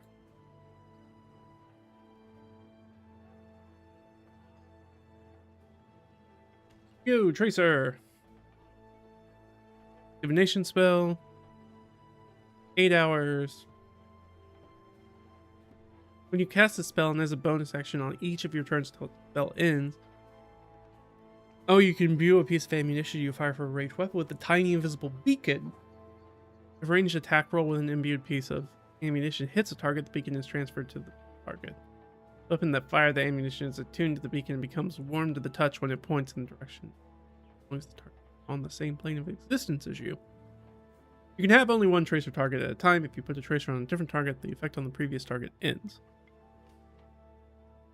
The creature must make an intelligence arcana check. Not a lot of monsters are going to make that check. But my spell save DC is a 16. I mean, it's not the greatest in the world. If they're a caster at this level, they already have a +4 to that, probably because they're probably trained in Arcana. So they got 12. So I mean, they've got a 55% chance of hitting that? No, slightly less than that. 45% chance of hitting it. I can think of one spot in the campaign that we've been playing in where that would have been helpful, where I would have used something like that. Especially like this, not concentration.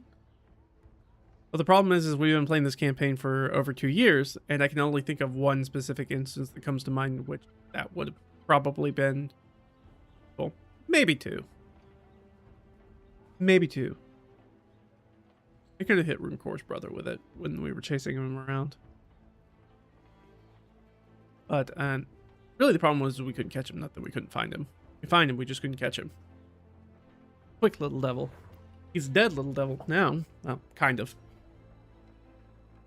He's incorporeal right now. He's without body. His corpus is missing. Alright, that's the end of the 3rd level spells. We could go through all the 2nd level spells, but I really wanted to pick up a 3rd level spell. So we have Defensive Quills, and what was the other one? Potency of the Pack. I like Potency of the Pack. That's a very cool one. I think that's what I'm going to go with. I'm going to go with Potency of the Pack. Because every single one of those things is useful. We can get more AC, we have better perception checks, or we can have... What was the other thing? Oh, the ability to knock stuff prone. Or, not that. Pack tactics. We get pack tactics. Yeah. All of those are useful. And I can cast it on a lot of people, which means I can do it for the whole crew, which is really, really good. There are times when we fight with a bunch of NPCs with us, too. Because we're on a ship. Sometimes we have ship versus ship battles. Alright, well, that has been decided. We'll add them down here. And our 3rd level spell that we're going to pick up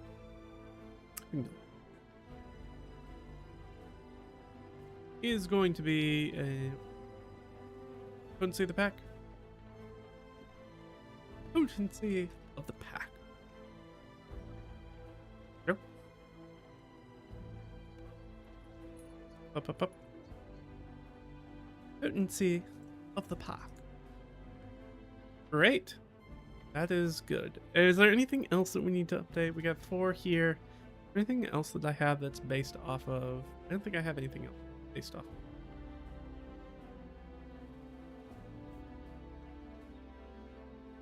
Down to... just in case. I want to make sure nothing else goes up with Ranger. Don't think so. Get favorite foe. We've already know that goes up. This is the problem. Is the favorite foe is concentration on it. Sucks.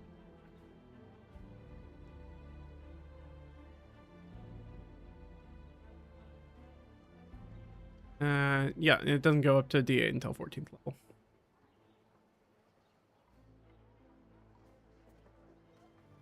One of your skill proficiency is doubled for any ability check made using that spell. Yeah, which is where I got my expertise, because I mean that's just expertise. I don't know why we don't call it expertise, but it's expertise. So technically, you could throw it on something you had expertise.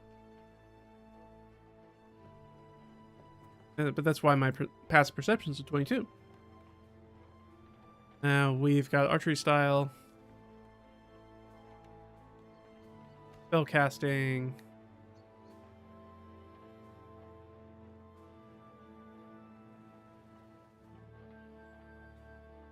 that. Our archetype is Beastmaster, though we're not basically following any of this stuff.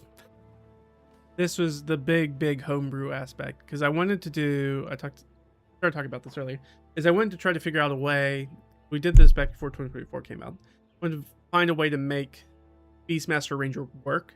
The way we did that is by swapping out basically everything with Beastmaster and instead adding a sidekick character into the party. So it's very easy to balance for, though, because essentially we just balance every fight as if there's an extra PC in the fight, in the party. So it makes it very easy for the DM to do that.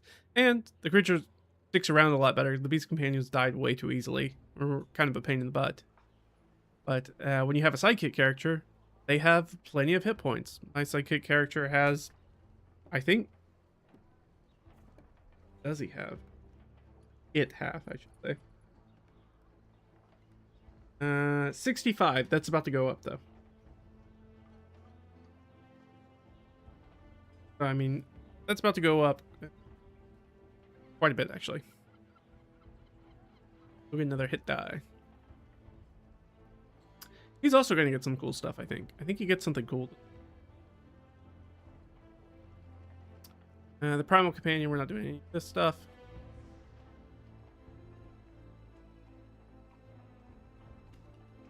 So I did take Primeval Awareness. You can sense whether the following types... or no, I have the other thing. Ah, yes. Yeah, this was the thing that I was like, I swapped this out. Ooh, I get actually something here. I'll have to pick another spell, because I'm going to get something else at this level. So the Ranger on paper would get Speak with Animals, Beast Sense, and now pick up Speak with Plants. None of those are very coded to how my Ranger plays, because he's not really a nature-y kind of Ranger. He's a very different kind of character. And so instead, I swapped out Speak with Animals with Jump, and Beast Sense with Locate Object, which were a lot more closer to like something he would actually use. And so I'll need to do something with Speak with Plants too. I'll add this here. Add that to Eat.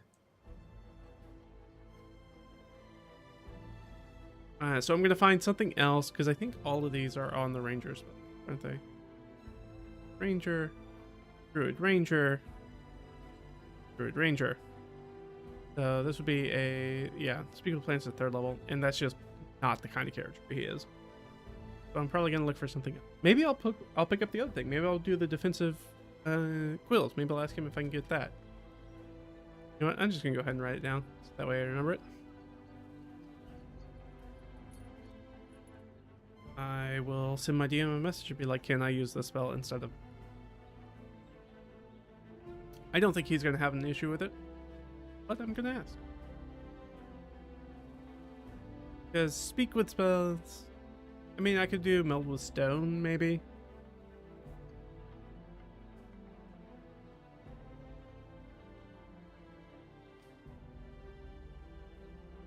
Okay. All right, ability score, already done that. Martial versatility. I can replace a fighting style. I used a bow. I don't. There's one bow thing. I get extra attack. Yep, got that. Favorite enemy, a natural explorer. An additional favorite terrain. Not doing that. You get an additional benefit when you reach 6th level in this class. Roving, your walking speed increases by 5, which it did to 30, so 25. And now I have a climbing and swim speed equal to my walking speed. Good, because we swim. That all went correctly.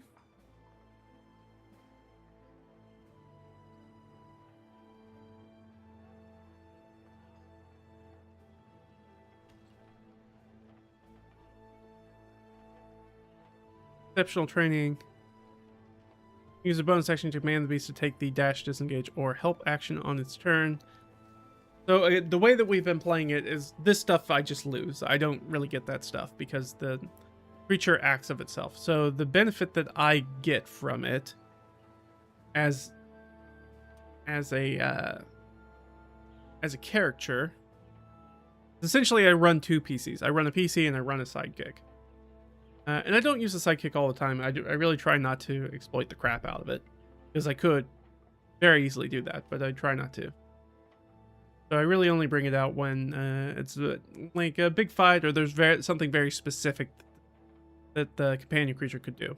Like the companion creature can fly, and the companion creature has blind sight, and it's not made out of meat, so that's helpful because it's a flying axe. So any of that kind of stuff, it's very useful for. But one of the things I do get for it is because it doesn't roll its own initiative. I asked with the DM, and we agreed that I could take advantage on initiative, and then the companion just goes on my turn. But I usually don't introduce him till sometimes the second or third round of combat anyways. So we miss out on exceptional training, but that's fine. The beast attacks now count as magical. Already did. It's a magic weapon. We increased that and picked up a feat. Picked up Strike the Giants. Starting to 8th level, moving through non-magical difficult terrain costs you no extra movement. That only just now came up, I think, for the very first time. And being able to have advantage on saving throws against plants really came up clutch, because we did get attacked by a whole bunch of plants that were trying to entangle us. Being able to have advantage on that was really nice. And then I don't really get anything from this turn as far as class features, but next level, this one, I'm definitely going to take the Nature's Veil option instead.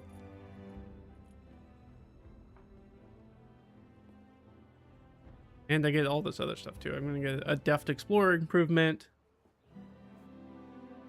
where I'm going to be able to get exhaustion levels back at a short rest, which is very cool. And temporary hit points equal to my proficiency bonus. Very nice. But yeah, that is most of the upgrades for the character. Tell you what, we still got a little bit of time left, so I think what we'll do is we'll level up the sidekick character. So I will pull him up. But first, I'm going to take a little break. I'm going to get some more coffee, so hang around. We're going to come back and we're going to do that update real quick. At which point we will be using the Monster Stat Log Creator. If you haven't checked that out, nice little web app. You'll have fun with it. So, you guys hang on, and I'll be back here in just a second.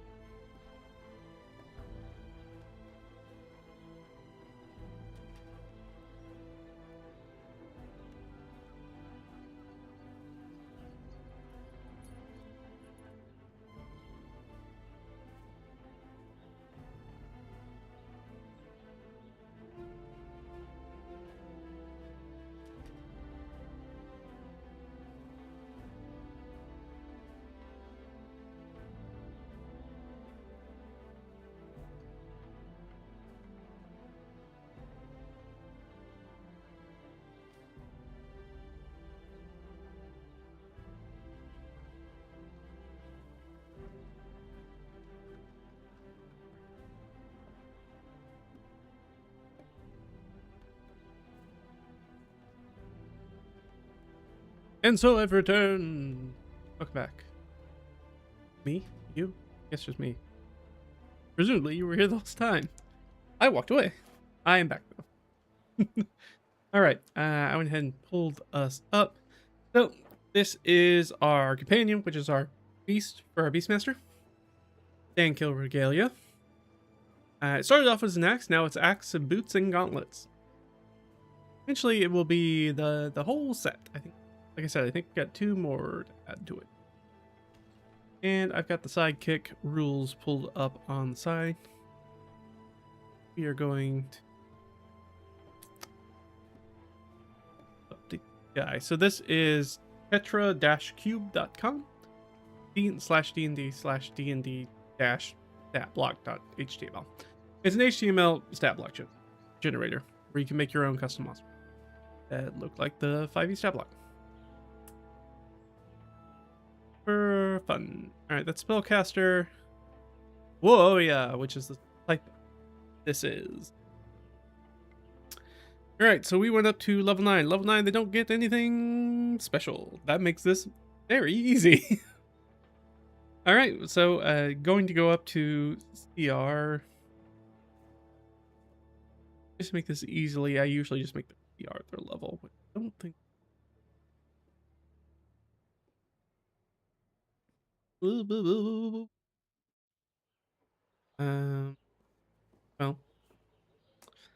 going blind. I'm blind. Snake, it's gonna bite me. Somewhere. Yeah, it's a challenge rating. There we go. Which will automatically change this proficiency bonus up to plus. That block. There we go.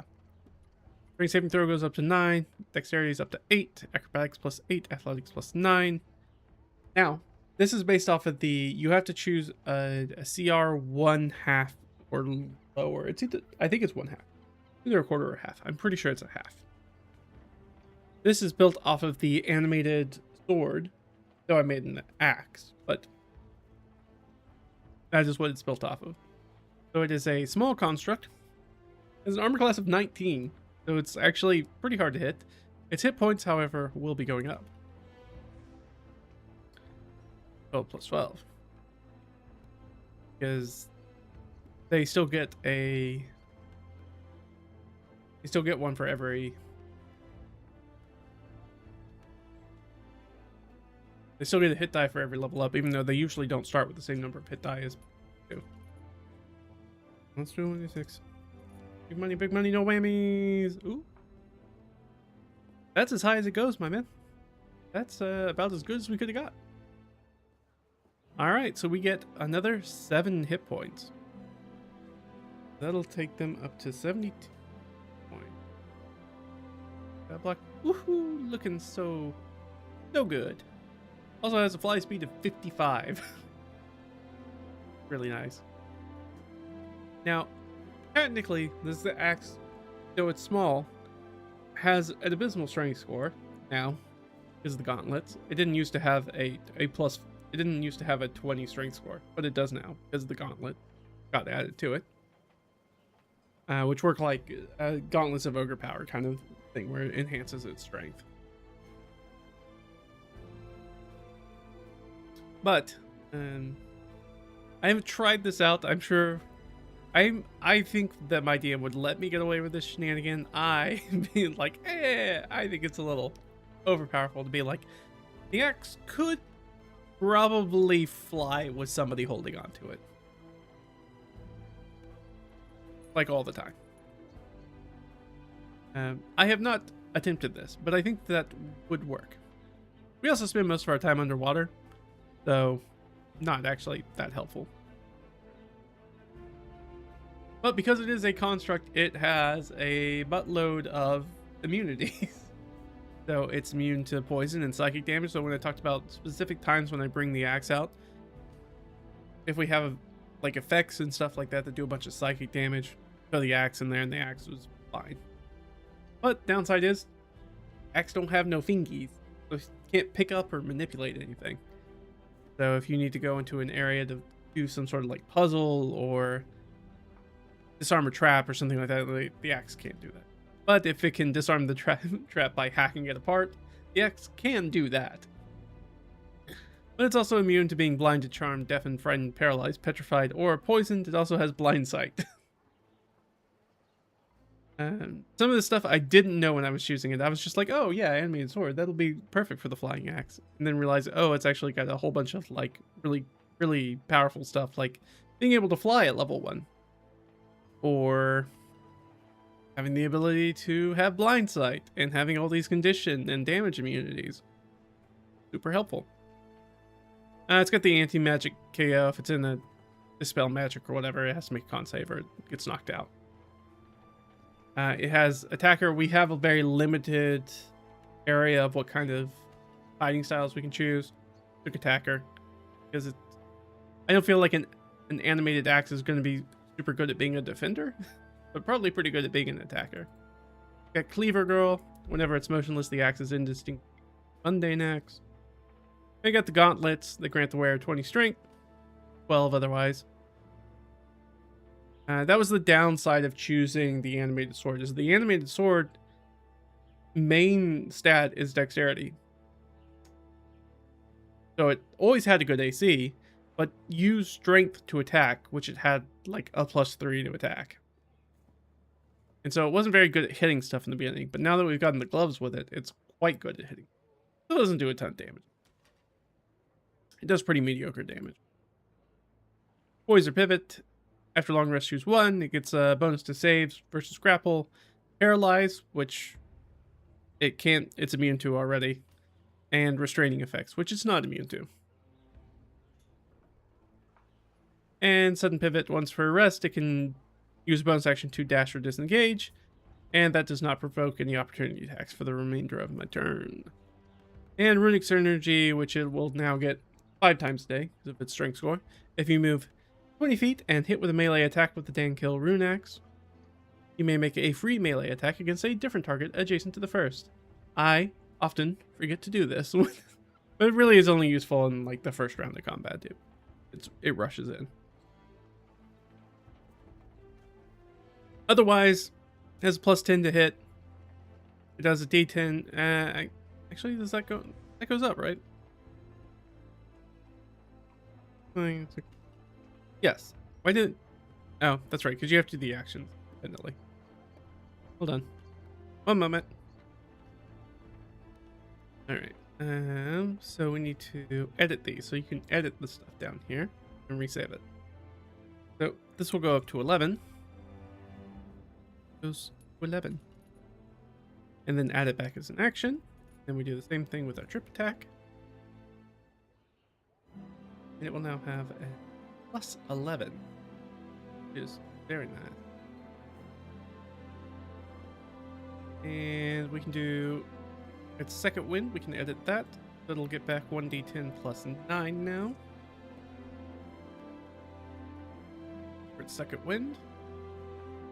And that's also... This bonus actually is exactly the same.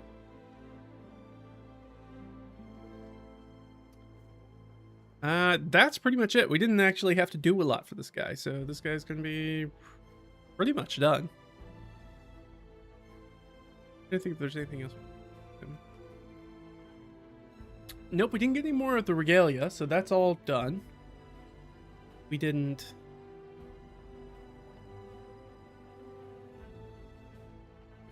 It doesn't get anything else except the upgrade of the proficiency bonus. It's going to get improved defense at level 10.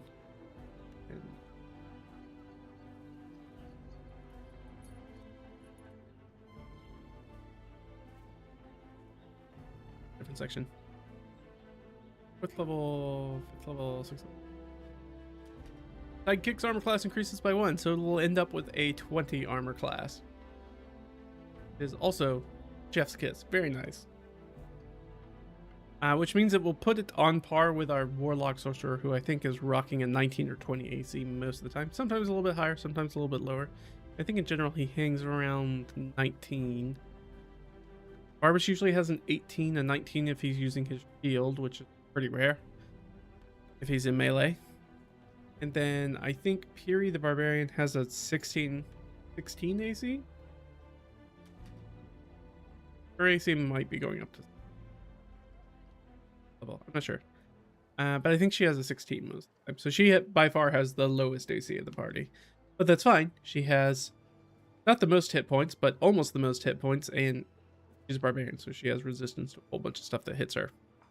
So she ends up with a whole doing real well in combats, HP wise. It's definitely the caster I end up healing most of the time. Because the little goblin girl has plenty of hit points when she's raging.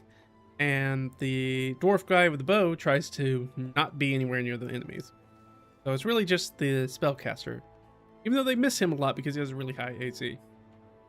But when he does get hit, it's a problem. He doesn't have a lot of hit points. Like I said, we did that mirror fight as we were leaving where our DMS was like, okay, what is everybody's like max hit points? And so he could note that down. And when they arrived and jumped into initiative, my character got the ability to go first. And it's like, well, I'm not going to shoot myself. And the new goblin child, Piri, poured it in right next to the regular Piri. So there's a chance that I wouldn't necessarily shoot the right one. But that guy over there, it's important to note that the one that looks like Barbas to everybody else, but to Barbas looks like his mother. He's like, well, probably not gonna shoot my mom. Would probably try to avoid that while there are other targets on the field. So gonna shoot the Rune Core guy that's definitely not Rune Core because he showed up nowhere close to where the original Rune Core was. Then shot him and was able to down him in one turn. You don't have that many hit points. And again, you got a high AC, but when you have a plus 12 to hit, you hit a lot.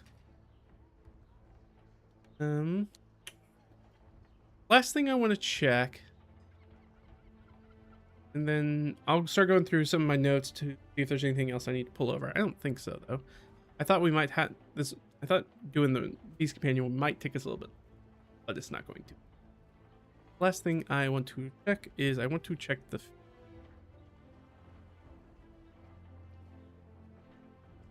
that Strike of Giants.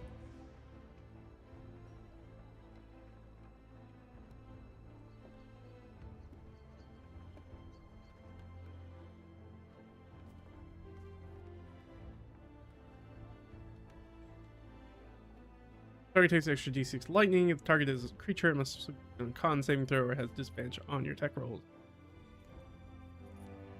Oh, actually, I have been doing that wrong.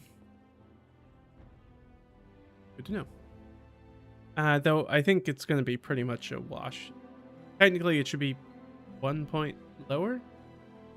I think I was using my spell DC. I think I was doing 15 instead of what it should have been, which was 14. Okay, but it's 15 now.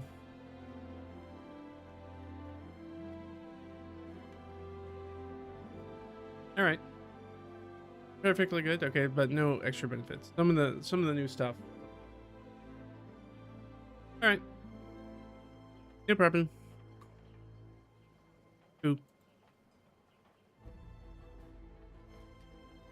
Alrighty. I think that's mostly everything. There's a whole nother page. You're probably not gonna be it. So that's the character sheet that we've been looking at. But behind it, there's a whole nother page, which is like combat notes about all the sort of rinky-dink stuff that's going on in combat. I don't think we need to add in here, but I'm gonna look back through my notes. Kind of scrolled all over the place.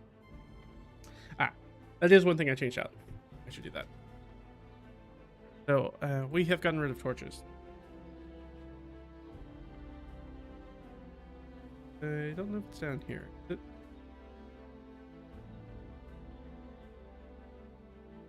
Yes, these torches are gone. I have swapped them out for a lantern. Not a while ago. A hooded lantern.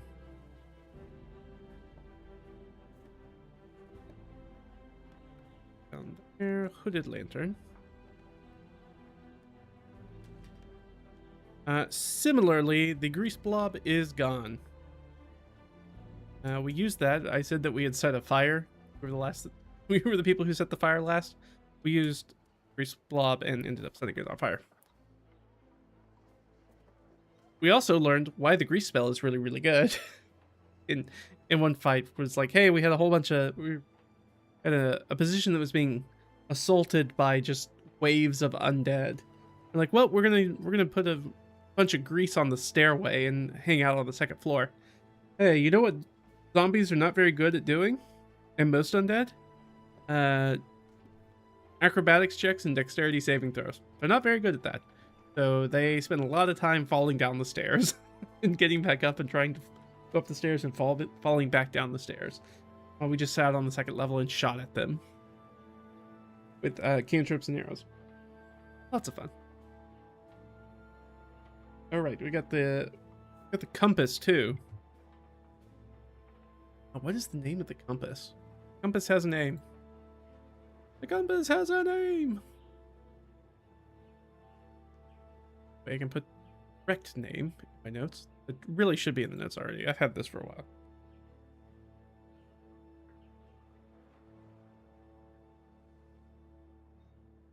It might be in messages. Oh dear DM.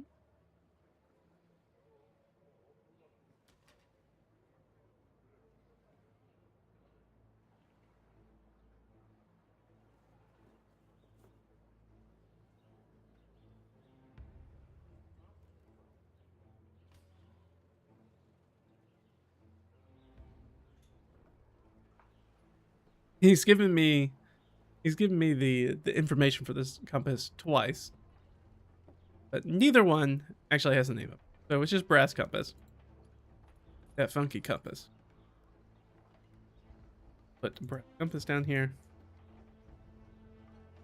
It works very much like the Jack Sparrow one, where it like shows you your true desire. He nabbed it while we were escaping a previous dungeon.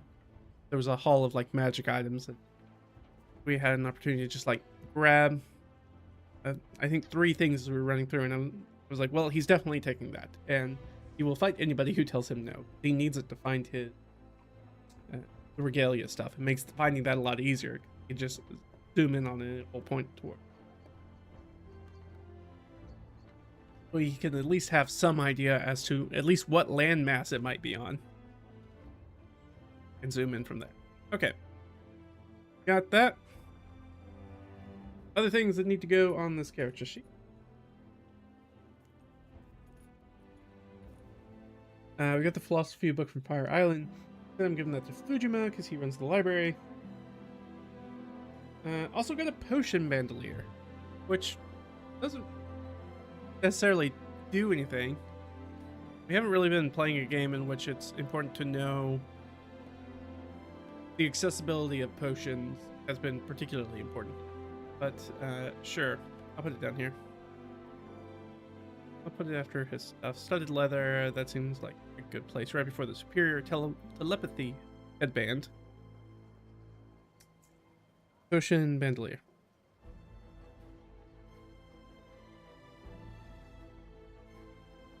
A clutch use of a potion in our last session kept my character from going down. And I thought he was going to go down, then I remembered I had taken a potion, and I was able to survive with 4 hit points, which was just enough to be able to get another action, which is what I desperately needed. Especially as we were quickly running out. We also had Mirik with us, who is a druid, and he had 1 heal spell left. I was like, I don't really want to take that if I don't have to. That.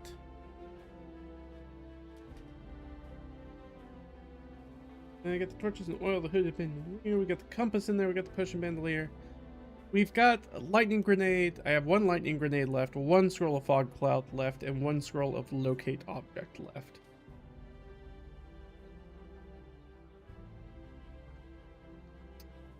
I also have the charm plant command, though that only has 2 charges left. No. Has 1 charge left.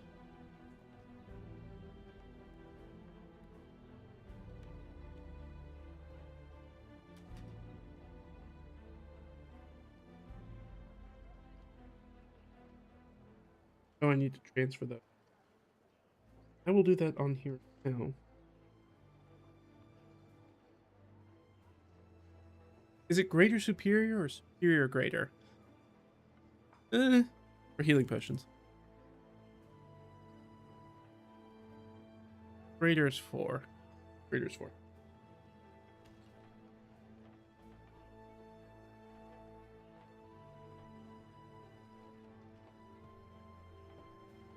I forgot to transfer that.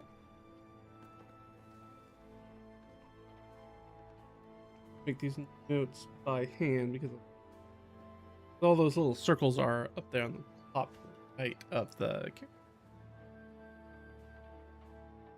Back over. All these guys up here. It's just my tracking for my healing potions. And I just track them by. Alright. I will erase again.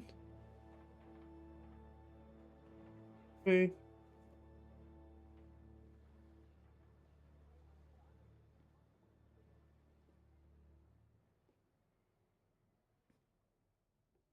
Something I can't read. What am I trying to say here? Older? This might have something to do with Janor. Got the lightning wand down. Information about Razor. The 8-finger thief. That's all straightforward.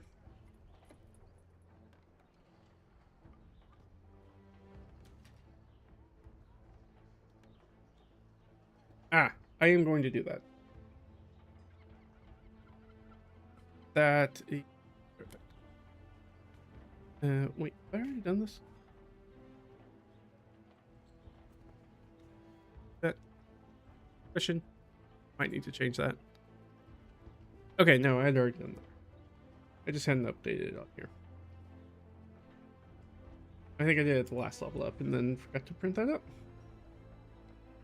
I do need to change one thing. I had that strength runic synergy, that's strength times per day. I'm going to do that.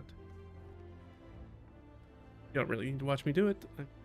Real quick, so that way I can put the little circles I like to put on it, so that way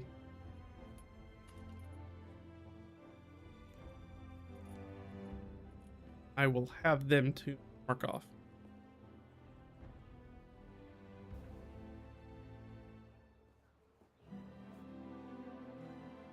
Oh, because I changed the name of it, added it. Okay. There we go. That'll be better. Like, why is it on there twice? That's why. Okay, that is good. Yes. Everything here looks correct. All the lore backing stuff.